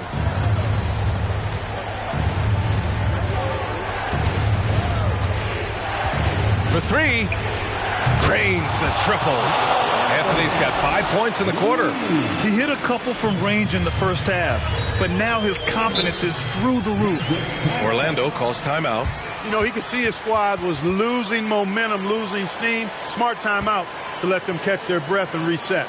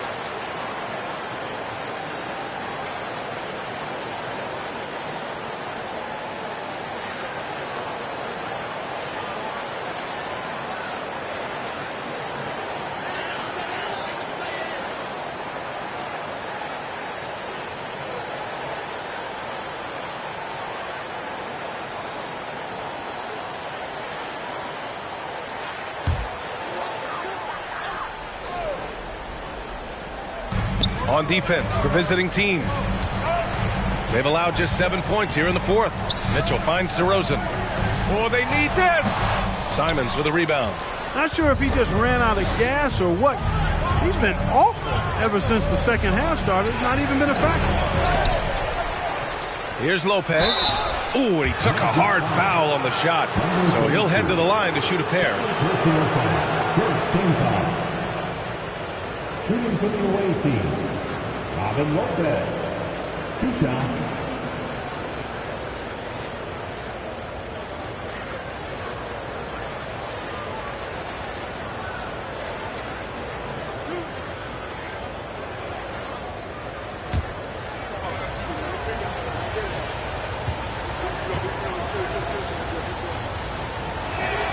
The first one falls.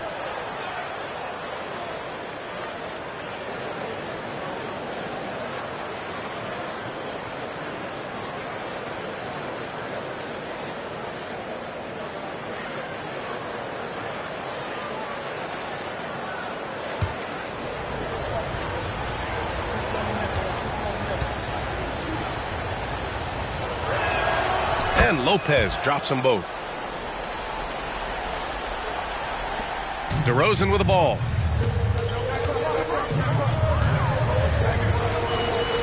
Pass to Stoudemire. Wiggins outside. Here's Stoudemire. He's covered by Simons. 6 on the shot clock. And the Magic again can't hit. They're ready to keep this run rolling. Hey, it's been a pretty good one. Tipped. Walker against Mitchell. Wiggins outside. That's to Stoudemire. Outside Mitchell. Lets it go from deep. The kick out to Wiggins. Mitchell with the ball.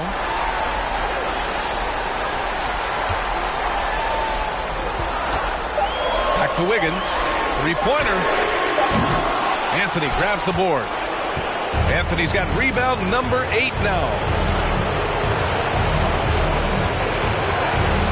We've got 1:08 left in the fourth. And here's Simons outside. They got the rebound. Boozer to tie it up. Oh, it's no good. That would have tied it. Pass to Mitchell.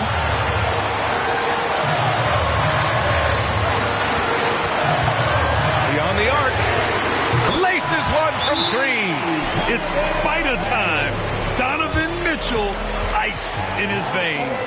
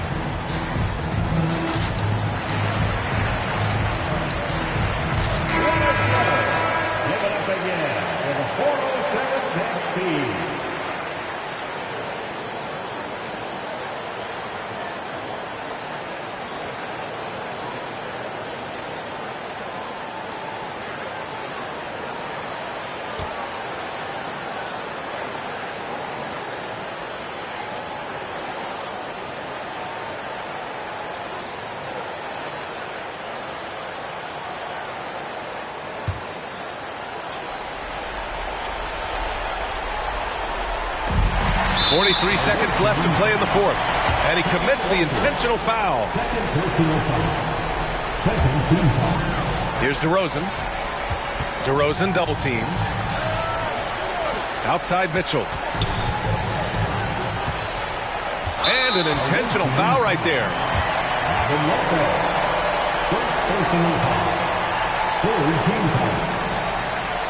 At the line to the basket, DeRozan. 2 shots.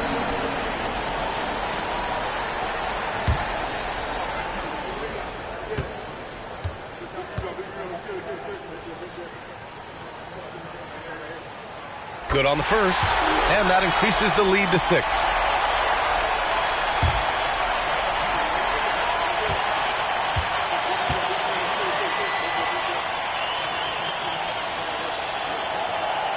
So he goes 2 for 2 at the line, and it's a 7-point game. Those are critical foul shots. Love to see him knock them down there.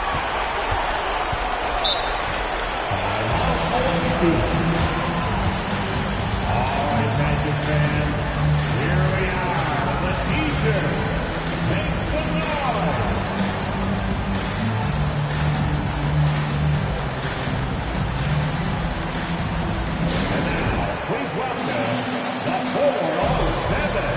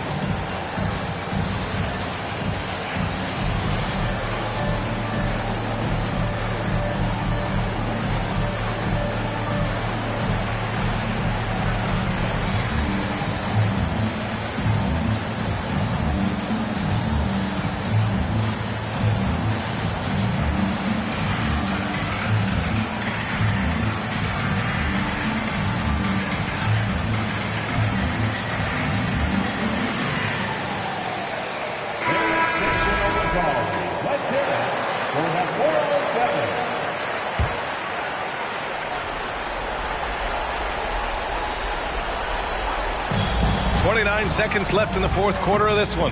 At this point, I'm not sure if it's the play calling or the player himself. Charity stripe shot. That one off the back iron and out. And a comeback here looking very unlikely. Absolutely everything would have to go their way at this point.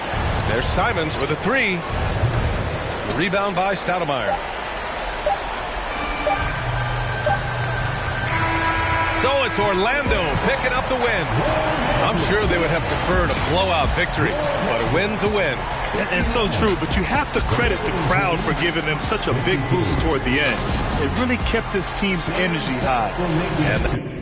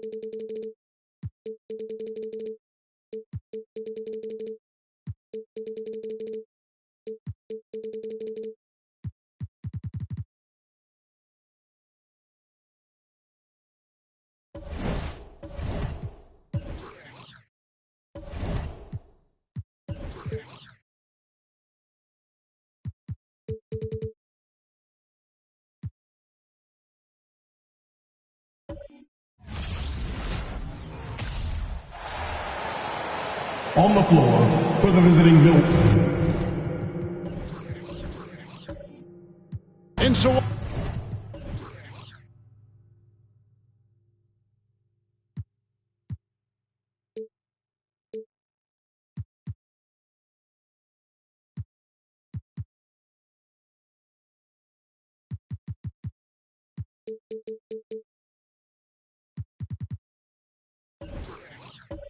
often we have these epic guard matchups, and tonight it's all about the front courts and not the back court. But nonetheless, it should be fun.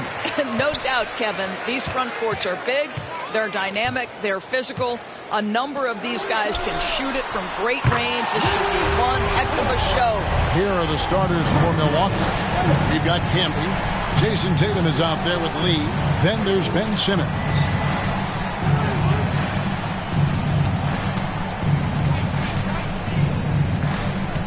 Pass to Simmons. Shot clock at 6. Over Ellis. Doesn't go that time. The Timberwolves go the other way with it. They're getting their first look at the season at the Bucks in this one. Holmgren the pass to Bridges. Ellis outside. Griffin sets the screen for Ellis. There's the pass to Griffin. On the wing, Bridges. Here's Dort. And that one goes out of bounds. Last touch by Simmons.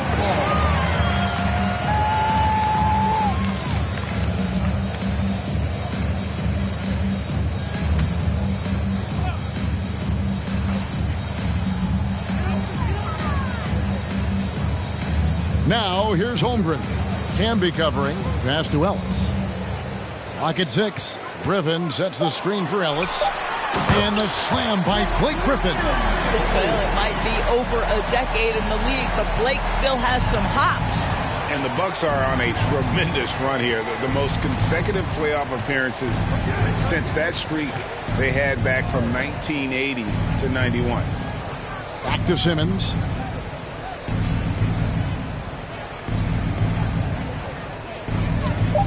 Got a piece of it and taken away by Ellis. And now Ellis running the floor all by himself. Good on the button. Ellis has got 5 now. Well, this is the versatility of Monte Ellis. Creates a lot of scoring opportunities for himself because of the handle he has. Greg, and back to the Bucks. The question is, how much longer do you think is their window? That's just it, Kevin. They've got the players to win now, and that has to be the attitude moving forward. They're built to do it again. Just need to push all the right buttons. Bridges misses. I guess even he has to miss one of those once in a while. Simmons against Ellis. Back to Simmons.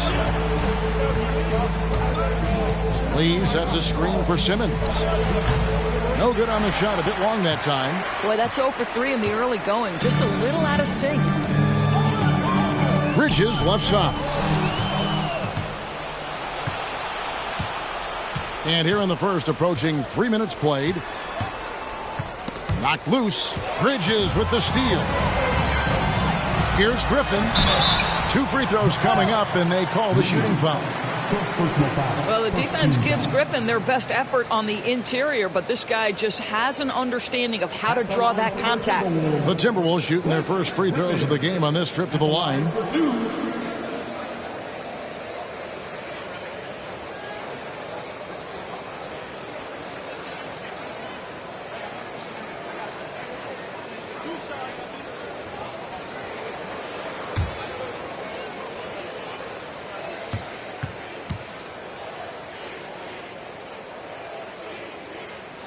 He's off on the first.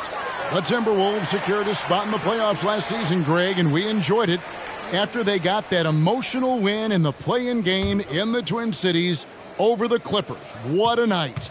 And, Kevin, you could tell it meant a lot to the players. This is a team that has struggled for so long, and by getting to the playoffs, this is a step in the right direction. Boy, guys, you have to applaud Blake Griffin's willingness to go from star to role player. There are guys who cannot handle that adjustment, but he has thrived in this new role. And Milwaukee calls their first time out of the game.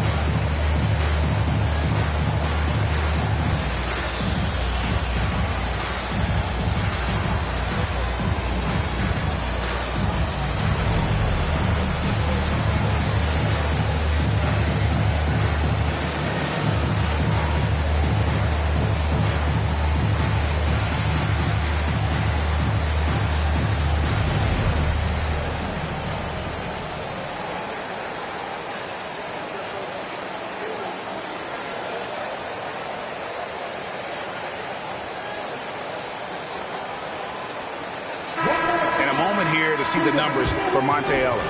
He's averaging 19 points per game, 4 assists, and 2 rebounds. And he brings it for them every game on the offensive end. Well, I think you can tell he relishes this role, being the catalyst on the offensive end, night in and night out.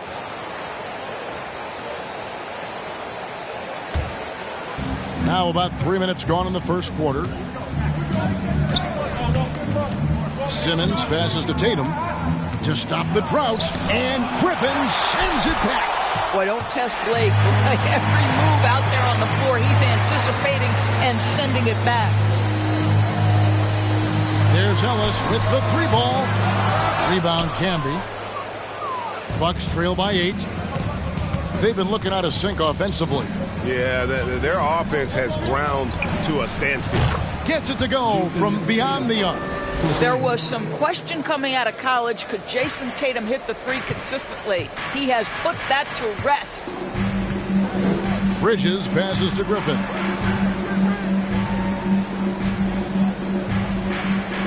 Pass to Ellis. That drops.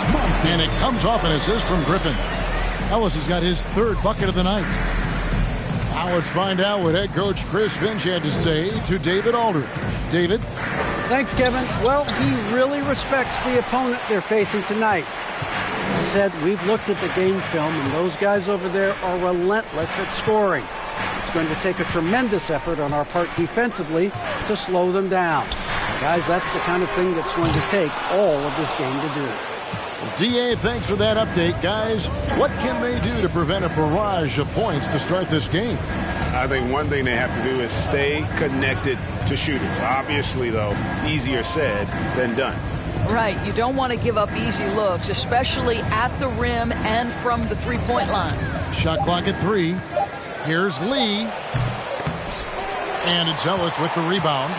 Boy, a miss like that will drive any scorer crazy, especially with the defender giving a cushion. Timberwolves passing it around. Over in the corner, Dort.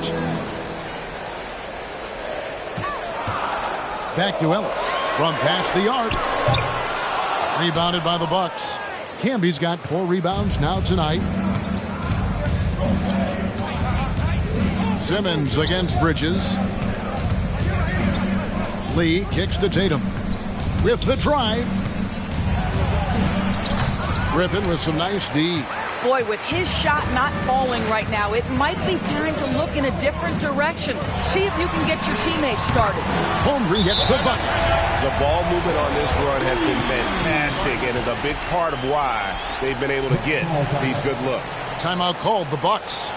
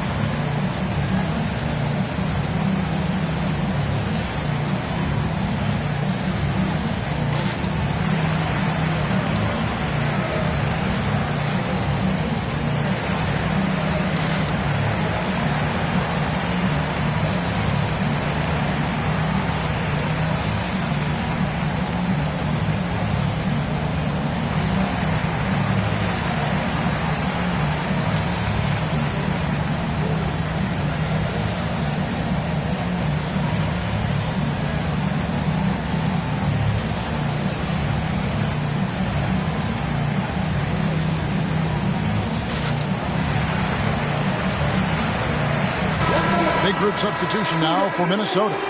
Brendan Haywood, he's checked in for Holmgren. Jackson comes in for Blake Griffin. O.J. Mayo, he's checked in for Dort. And Kevin Porter's subbed in for Mikal Bridges.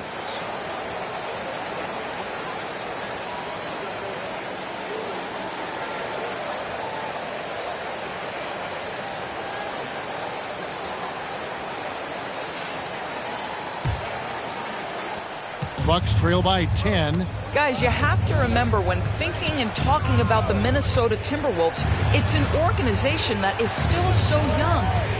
Here's Bailey. The shot's good from Claxton.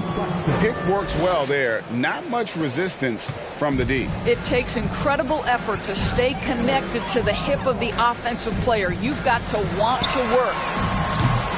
Shot by Mayo is no good. You know, basketball historians will remember that the Minneapolis Lakers, Doris, won 5 titles before relocating to Los Angeles in 1960. And I think the current crop of T-Wolves fans, Kevin, see this as a completely different franchise from that historic team. In their minds, they haven't won a championship yet, and that fact should really motivate this current roster to get one for this group. And breaking down some numbers here, the hustle stats for the Timberwolves. Right off the bat, they're going after the ball, looking to jump into the passing lanes and create some steals in transition. Another big component of their early game tonight has been points off turnovers. Great job converting on those chances. Looking at the last game for the Bucks, it was a loss to the Clippers. Well, they couldn't buy a bucket at times, and that's frustrating, and that game was not their friend. I thought the striking thing was how little offense they generated. It doesn't matter how stout your defense is when you play that poorly on the offensive end. Yeah, second chance points, a huge issue right now. They're getting steamrolled inside. Payton against Porter. Fires the 3. No good from Payton. You will not see this guy miss many of those. He's one of the keys to their floor spacing. Ellis finds Jackson. The kick out to Porter. And here's Mayo from beyond the arc. It's not going to go for him. So Milwaukee will take it the other way. The 3. Ingles can't get it to go. Minnesota with the ball. They're on an 18-5 run here. Ellis outside. We've got 13 seconds left here in the first quarter. Outside Jackson. A 3-pointer, no good. So as we end the first quarter, already a double-digit ball game. Timberwolves lead by 13. And we'll get it going after this from the Target Center.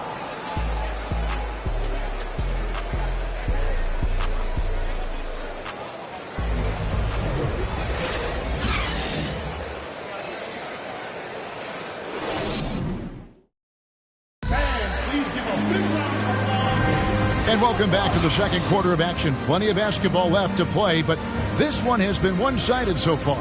And a comfortable margin for the Timberwolves here, guys. Well, when you control the glass, you control the second chance opportunities on both ends. And that's how they controlled the first quarter. I thought they were the much more physical team.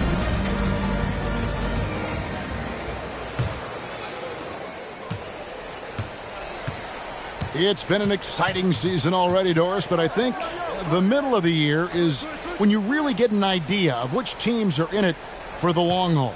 They reveal their true selves. Right. By the midpoint of the season, the best teams are really starting to take shape. Everyone's much more dialed in. You can tell that winning matters, that the groups are collectively pulling in the same direction. So I agree. By this time of the year, we have a pretty good idea who is going to win and win consistently. On the court for Milwaukee here in the second, they've got Tatum, and it's Cambion at the center, locking down the middle. Pass to Bailey. Camby the screen, takes a three. Bailey misses. Timberwolves leading by 14. Second quarter of basketball, about 1 minute played so far. Griffin sets the screen for Porter. It's deflected. And they get it back. Not watching the line there. That'll be a backcourt violation. Well, we've got a moment now to see this year's three-point contest and how it's shaping up. Let's take a look at some of the top candidates emerging as we see here some players who are likely to make the final cut. Not too shabby of shooters on this list, Kevin. You got to love the advancement and really the evolution of the three-point shot in today's game. You look at Tatum, and it's him all alone atop the voting. It's pretty much a done deal that he'll be showing off his long-range skills in the three-point contest. Yep, and he's going to be scary to have to go up against if he's on that day. Nobody can shoot it like he can when he gets in a groove. And we'll keep you posted as we find out more and as we get closer to the three-point contest once we have our final list of official contestants. Yeah, it's going to be very competitive. That's the one thing we all know. We got an incredible group of long-distance shooters in this league right now. And the Bucks with possession here after Lou Dort's three-pointer that didn't go. Bailey passes to Campbell. Tatum wide open. He fires one. And a miss there on the triple. And on an open look like that, he's very gifted at making the weak coverage pay. Outside, Dort. The pass to Holmgren over Camby. Offensive rebound. Bridges, he's checked in for Kevin Porter. Simmons checked in for the Bucks. Substitution on the court.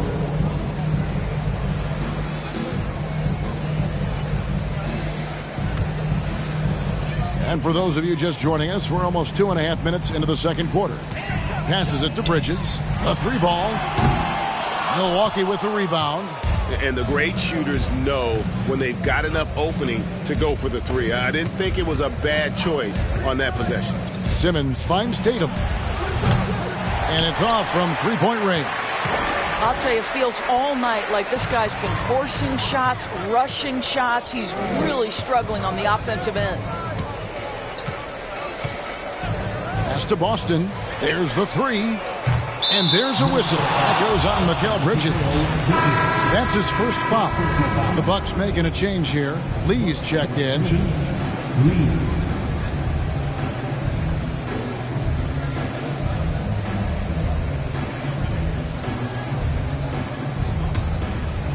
And here's Tatum. He'll bring it up for the Milwaukee Bucks. In the second quarter, they've given up just 3 points. Time now to turn to our sideline reporter, David Aldridge. David. Thanks, guys. Now, Jalen Green is on a mission. He says, every time I step on the floor, I always have something to prove to who's ever in those stands. A lot of people will hate on me or have their opinions. I'm just going to think about that when I step on the floor. I'm going to prove everybody wrong. Kevin? That's a great chip to keep on his shoulder. David, thanks. 5 to shoot. Pass to Griffin. To end the drought. The Timberwolves again can't hit. Bucks trail by 8.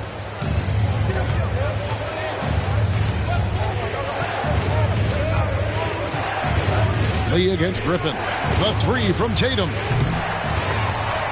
Leaps for it. Boston grabs the miss. Their game plan needs to change if they're going to get out of this hole because he is just not there offensively. Griffin a screen on Simmons. Now the pass to Boston. Picked by Griffin. 6 on the shot clock. Over in the corner, George. And once again off the mark by Minnesota.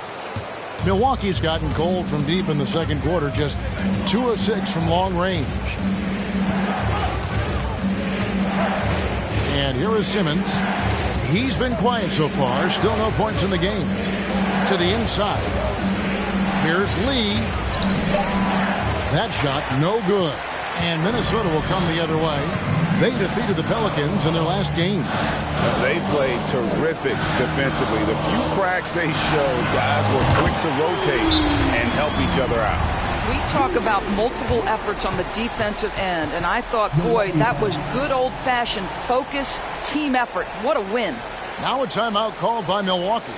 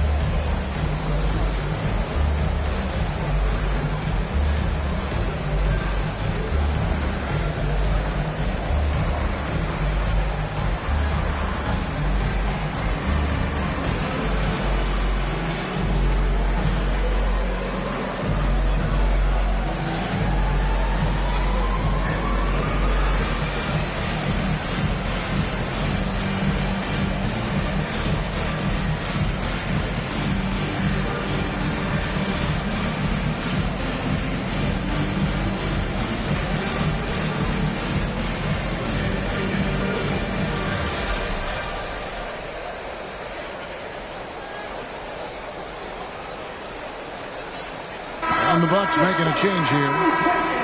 And how is the West shaping up, guys? Well, let's take a moment here to check it out now that the mid-season grind is well underway. We'll take a look at the Timberwolves. Their season filled with ups and downs. 10th right now in the conference. And I think for Minnesota, they haven't attracted any serious attention here in the early season. It's been the kind of average start that most had predicted. I do think they're capable of more than what they've given so far. If this coaching staff gets them right on track, and once they get a few more games under their belt, the wins will start to come. Now here's Simmons. Still getting warmed up offensively. No scoring yet from him. Haywood with the block. Here's Bridges trying to get open as Haywood. No good on that one. Good D by Payton. Bucks trail by 11. Jacks up a 3. And O.J. Mayo pulls it down.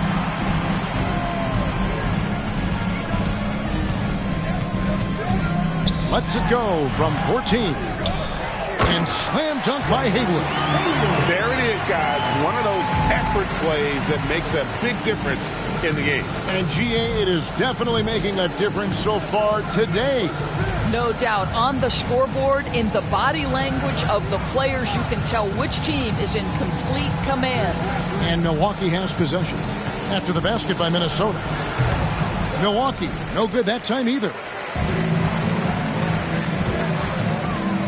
Bridges against Ingles. Bridges kicks to Ellis. Jackson setting the pick here for Ellis. Poked away. Payton with it. Now Mayo defending. Drops in the tray. And he found the perfect spot behind the arc there. Big gap in the D. Timberwolves leading by 10. Passes to Jackson. Nice ball movement by Minnesota. Timberwolves with a fresh shot clock. And slam dunk by Haywood. It'd be nice if everybody took as much pride in his rebounding as he does. You know what, Greg, he loves that part of the game. And it shows. Well, but as defenders keep forgetting to box him out, he continues to just make them pay. And the call on the shot sends him to the line. At 6'11", this guy is very difficult to get a quality contest. Ben Simmons does a nice job drawing contact. First trip to the free throw line for him in this one.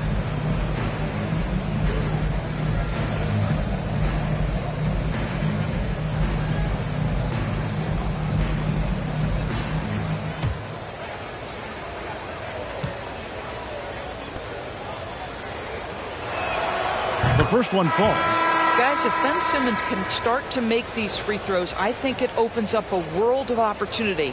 You don't have to duck the basketball late in game, and if you make a 15-foot jump shot, now you're a real threat. Porter's checked in for Mikal Bridges.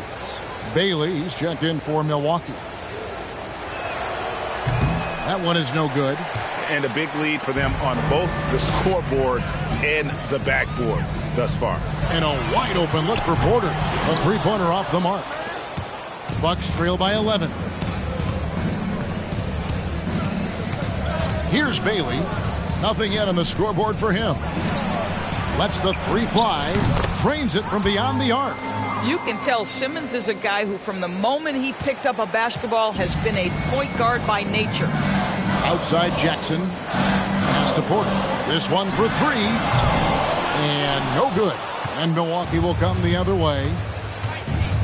To the paint. And Simmons slams it in.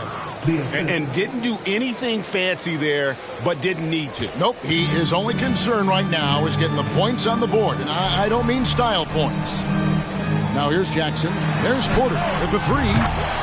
That's good. And it's Jackson with the assist that time. Well, a tough first quarter for this guy. You like to see the shot go in. Nicely done. Now Simmons baiting outside. 16 seconds left here in the second. Stolen by Jackson. They're running. And here they go.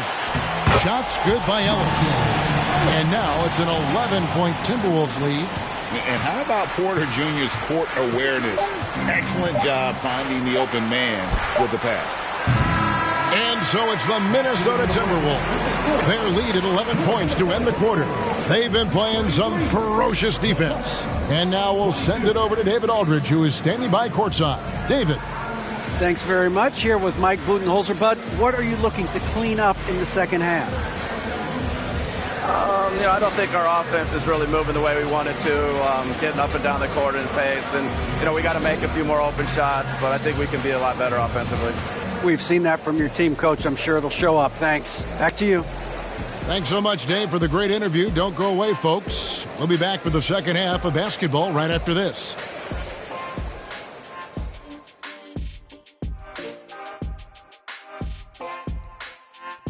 Hey everybody, always a fascinating story. Our first order of business. Let's catch you up on some trades around the league. We have seen a ton of superstars request trades of late. Anyone you think could be next? Yeah, me. I can't work in this environment. Y'all always coming at me. Kenny, Ernie, Kenny, Ernie. I want out. Nah, come on, big fella. The big sensitive. Yeah, I'm telling you, man. You know it's all out of love, man. Don't go nowhere. Come on, stay here with us. Championship Knicks.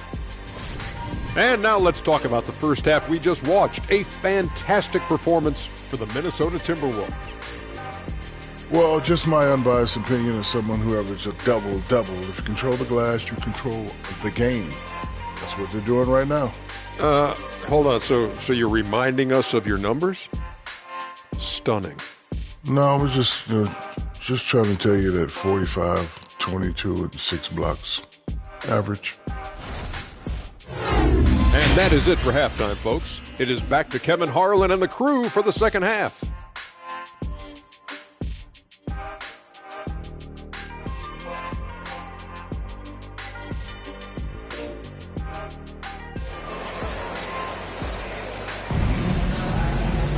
And there wasn't too much drama in the first half, but maybe things will tighten up here in the second. Monte Ellis has been sensational.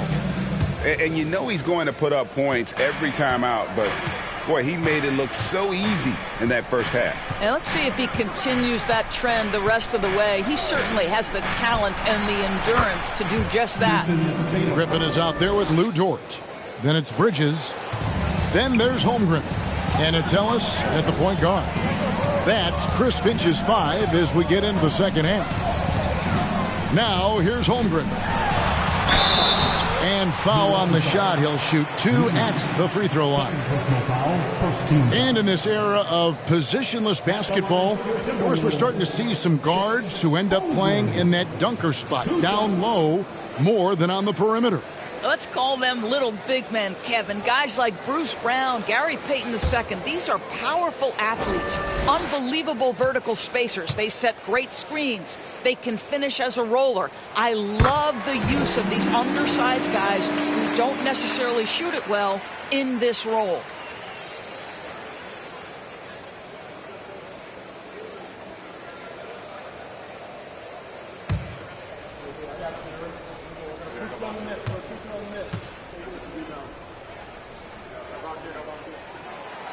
He makes 1 of 2 that time.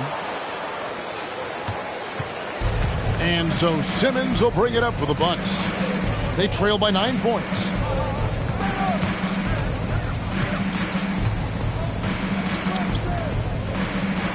The 3 from Tatum. And it's good, assisting on the play with Simmons. Simmons got 3 assists now in this one. Bridges outside. And a wide open look here for Ellis. And they come right back with their own three-point. And an eye for an eye. Both teams working to stretch the floor. Well, that three-point shot just gives you so much room to operate on the offensive end. Now here's Tatum. 12 points for him. Shoots the 3. Rebounded by the Timberwolves. Griffin's got 4 rebounds in this game. Simmons against Bridges. Griffin kicks to Dort. And another 3 for Minnesota. Nice job by Lou Dort to make his way to the corner and then make the shot. It's fascinating to watch Dort evolve his game. He's raised his free throw percentage to 84% last year. And for the first time in his career, he shot over 40% from the field. Now here's Lee. No points in the game yet for him. Clock at 4. Here's Simmons. And it's Griffin with the rebound. Griffin's got rebound number 5 here tonight. Inside. Out of bounds. Milwaukee takes possession. So what would you say is next for Dort in his development? You know, Kevin, I'd like to see him get to the line more often. He has room to grow as a playmaker. Of course, locking down the consistency from range. But he has the work ethic to make all of that happen.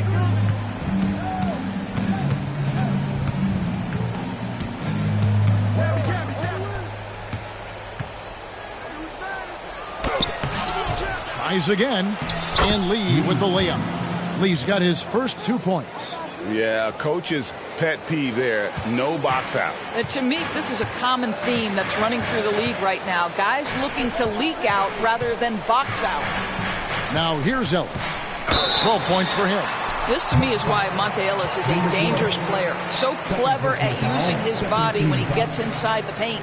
The Timberwolves shooting their 5th and 6th free throws of the game. This season, in general, has not been kind to them at the free throw line. Only about 71%.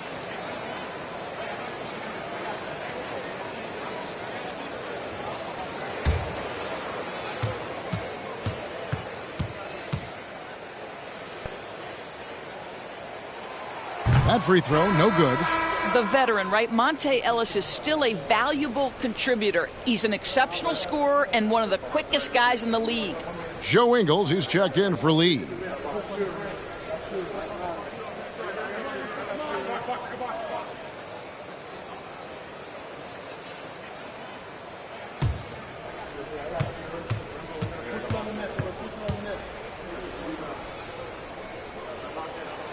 He hits the second from the line. Bucks trail by 11. Pass to Ingles. Ball's knocked loose. Back to Simmons. Camby a screen on Ellis. And they double up Simmons. Just 5 to shoot. The 3 from Tatum. Outside for Simmons.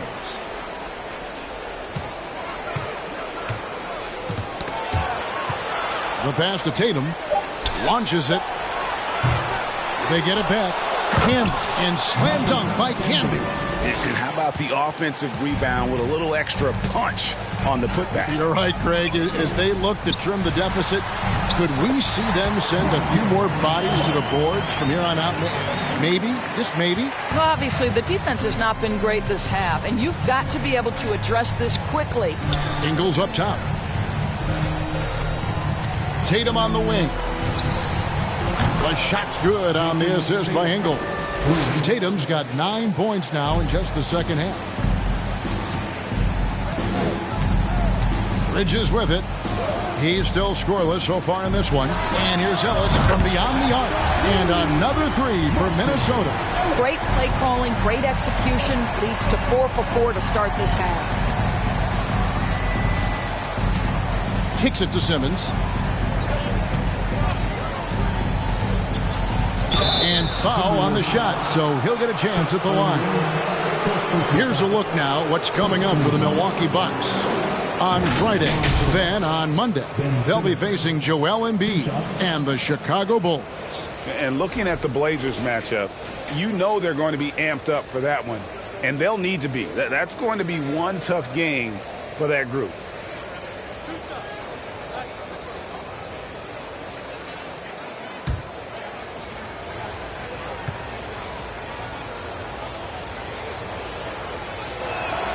The first free throw is good.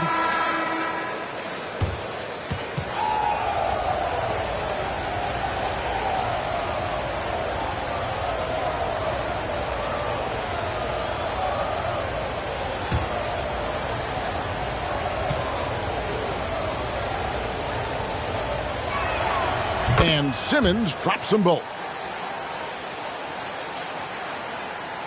Here's Boston.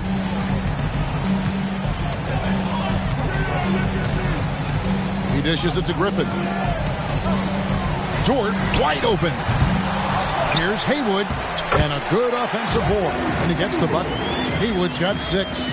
They have been board dominant in this game. That's definitely been a factor in crafting this huge lead.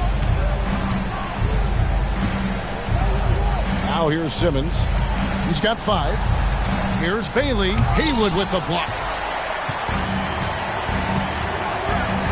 Simmons against Griffin. Passes it to Boston. Latrey. Shot's good. Griffin making the play. Griffin's got assist number 5 here tonight. And guys, let's get your take on the hustle stats for the Timberwolves. They've been active defensively, rotating well, and then also closing out on shots. It's resulted in a number of blocks. They've also been scoring on the break. With how difficult it is to get buckets in the half court, anytime you can push the ball in transition for easy ones, that's big time. Now here's Ellis after Ben Simmons' miss. Here's Boston. He's averaging a bit over 5 points a game. And that's going to be too many steps. Gets the whistle on the travel. These are the top distributors of the basketball for the last 10 games as shown on the 2K leaderboard. Ben Simmons is second. And those games have seen him dropping more dimes than you might have thought possible. Always good to get another look at a terrific defensive play. And big defensive plays like that will help them stay in control of this one. Looking at who's out there now for the Timberwolves. Jackson, he's checked in for Haywood. Mayo comes in for Dort. And Porter subbed in for Ellis. Here's Boston. His 3-pointer's off the mark. Bucks trail by 14. And here is Simmons. He's got 5. The 3 from Tatum. Drills the 3-pointer. Tatum's got 12 points now in the quarter. He has a lot of points from long range this half. He's taken advantage of a really tired defense. Outside Mayo. The 19-footer is on the money. Mayo's got his 3rd basket of the night. It seems like they found their rhythm offensively and they're shooting the ball much better out of the break. Payton outside for the three. And they'll get another chance. Outside for Simmons. Payton outside. Tatum on the wing. Over Mayo. Rebounded by Jackson. Jackson's got 4 rebounds in this game. Porter against Lee. Unloads from 9. And again, it's Minnesota converting. And after really leaning on that three-point shot in the first half, seeming like they're just getting away from it here in the second. More of the shots coming from the interior. Now here's Tatum. 18 points for him. Here's Griffin, and he elevates for the slam dunk. Jason Tatum did not like that one. Vintage Blake Griffin finished at the cup, one of the best dunkers in NBA history, big time. There's 39 seconds left to play in the third. Outside Tatum. Pass to Simmons.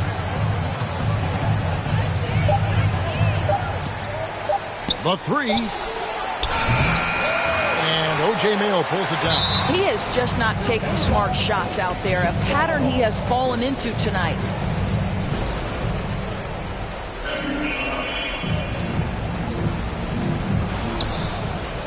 Camby passes to Tatum.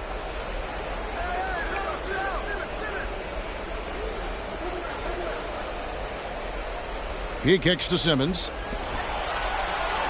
To the inside. Second shot opportunity. From the right block, the shot is good. Camby's got his second basket. And he's been passive today, but maybe that's what he needs to get him going, because for them to be successful, he's got to be a little more selfish. And so it's the Minnesota Timberwolves riding a 15-point lead at the end of the quarter. They have been sharp from beyond the arc, putting on a terrific three-point shooting display.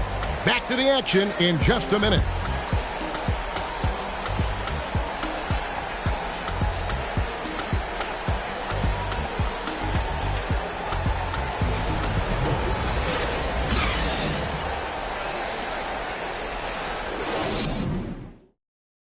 Now let's take a look at our assist of the game presented by State Farm. And I'm glad this was the pick because I love this pass. Such a great dish. That's what I call court vision. Well, making the game easy for your teammates. All about putting them in a position to score. That's pretty.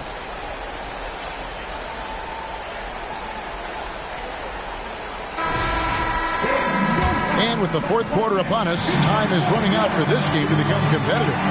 On the floor for Milwaukee starting the fourth quarter. Jason Tatum is out there with Lee. Then it's Simmons. It's Camby. Near the three-point line, it's Ellis. Milwaukee with the rebound. Lee's got rebound number 8 now on the night.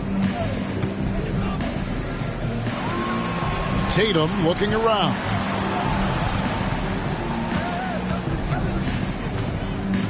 Lee outside. Nice ball movement by Milwaukee. 4 on the clock. Looking to get back on track here. And the layup is up and in. Staying strong through the contact. Ben Simmons doesn't back off. Now Bridges. Outside Griffin. Rejected by Camby. They get it back. That one drops for him. And physically, there's no doubt they've been the stronger team. A plus 10 rebound advantage tells you all you need to know. Simmons passes to Lee. Now Tatum, defended by Bridges. Tatum no good. Minnesota leading by 15.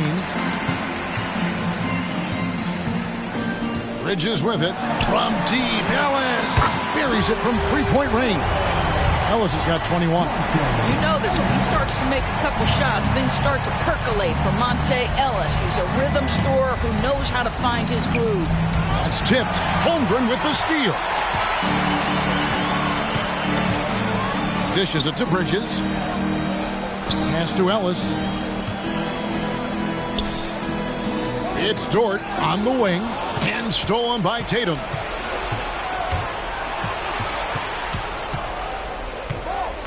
Outside, Simmons.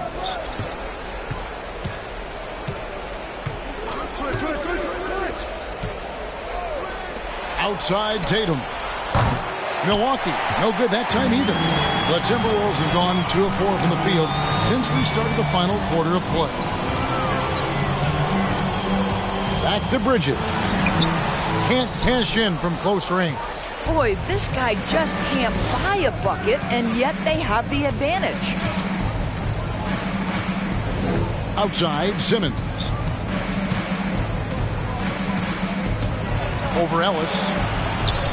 And that one off the back of the rim and in.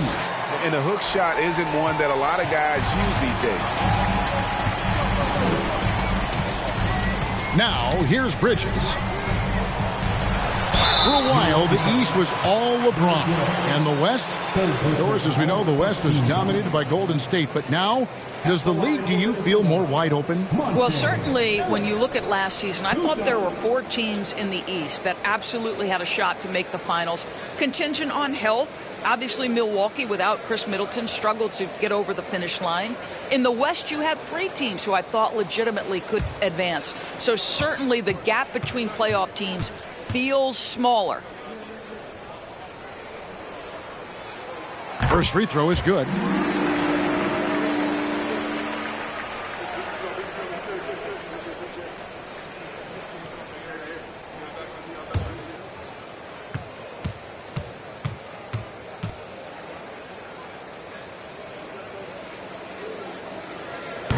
No good on the second free throw.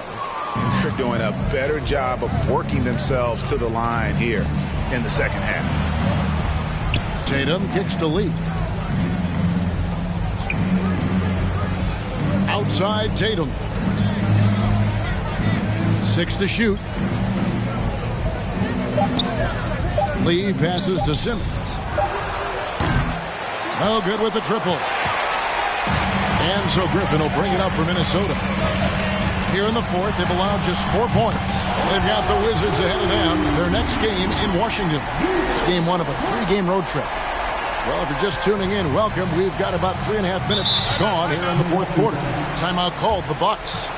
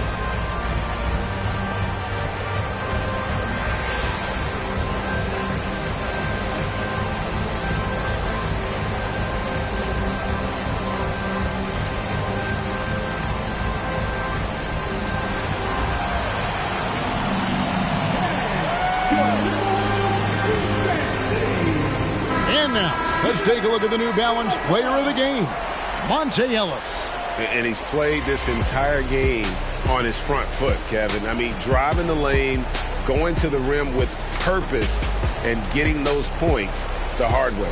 What a connection he has to these fans. They love him here.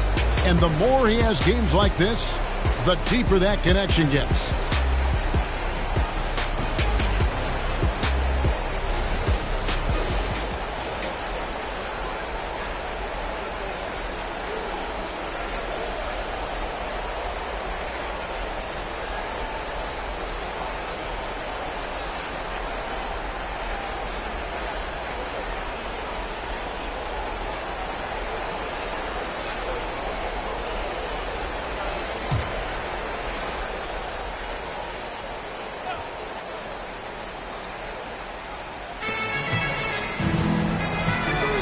Doris, the NBA keeps talking about the idea of an in-season tournament, taking a cue, I guess, from European soccer. Do you like that? Do you think it would work? Well, the European soccer situation has the advantage of tradition and history. There's meaning behind it. Obviously, I'm open to a little drama in the middle of the NBA season. The challenge is convincing the players and their representation, the Players Association, that this is something of value.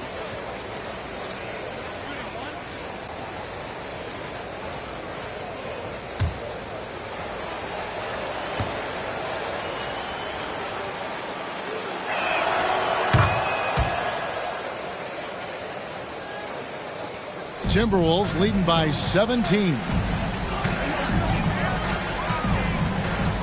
Here's Bridges. Ellis surveying the D. Back to Bridges. The pass to Griffin. The Timberwolves working the ball around them. Poke loose. Out of bounds. Timberwolves ball as Minnesota keeps possession.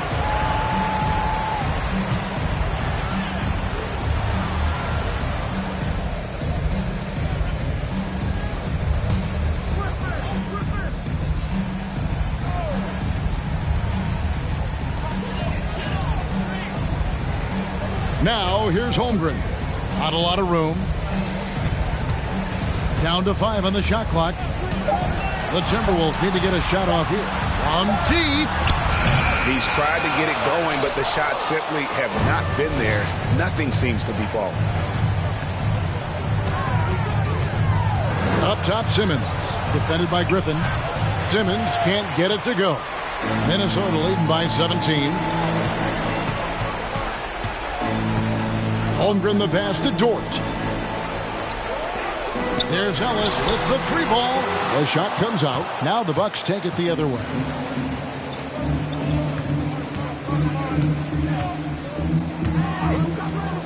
Outside, Simmons. Lee, a screen on Dort. Here's Simmons. Lee trying to get open. A nice shot by Simmons. Simmons got 11 points here in just the second half. Minnesota's gone 2 of 5 on 3-point shots since the end of the third quarter. Griffin dishes to Bridges. Passes it to Holmgren. Ellis outside. Lets it go with the 3. Rebound, Milwaukee.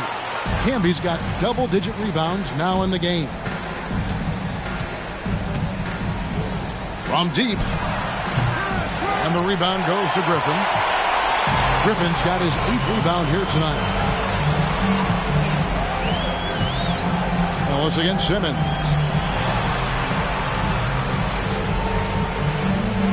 Ellis fires, finds himself wide open and drills it. Ellis has got 6 in the quarter.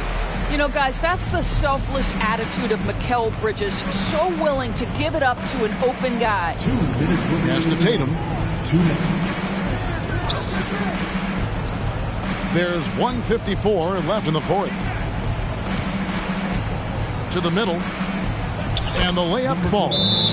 Well, this is the aspect of Tatum's game that is most improving, the ability to manipulate defenses and find an open teammate. And the Timberwolves call time here. They're ahead by 15. There's 1:47 left in the fourth quarter.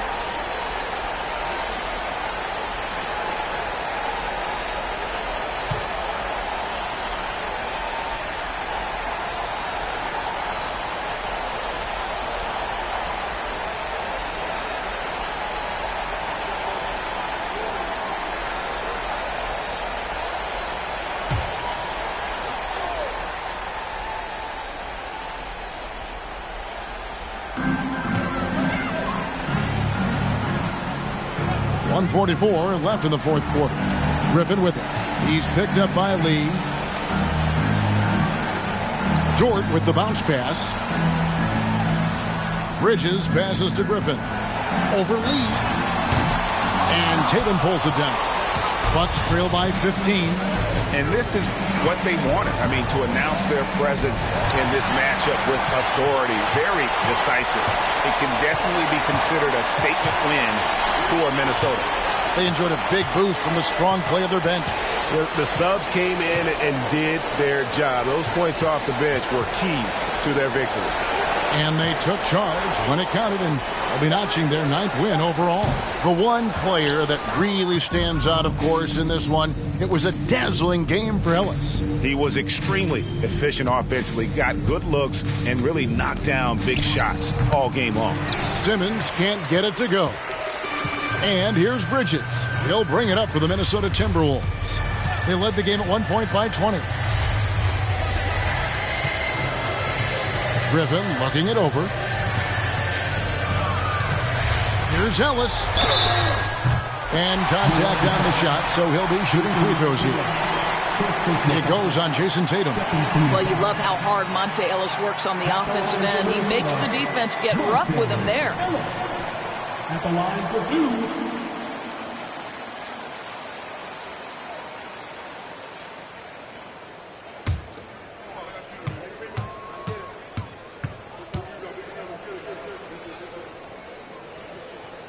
That's good from Ellis.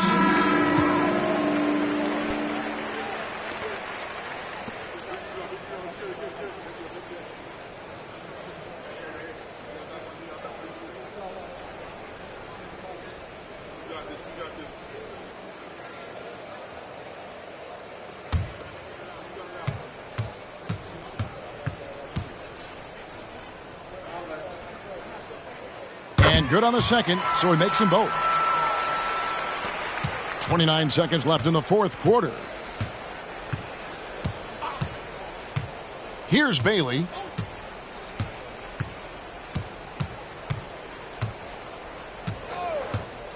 Pass to Claxton. Now the dish to Payton. Just 4 to shoot. Milwaukee, no good that time either. And here is Ellis. And so it's the Timberwolves taking care of business here. They won this game going away. They were the better basketball team by far tonight. And you got to commend this sort of dominance, particularly here at home. It's a great feeling when you play almost a perfect game and to have that crowd be so pumped up. And that'll wrap it up, folks. For Greg Anthony, Doris Burke, and David Aldridge, and the rest of our terrific crew, this is Kevin Harlan saying thanks for watching. We'll see you next time.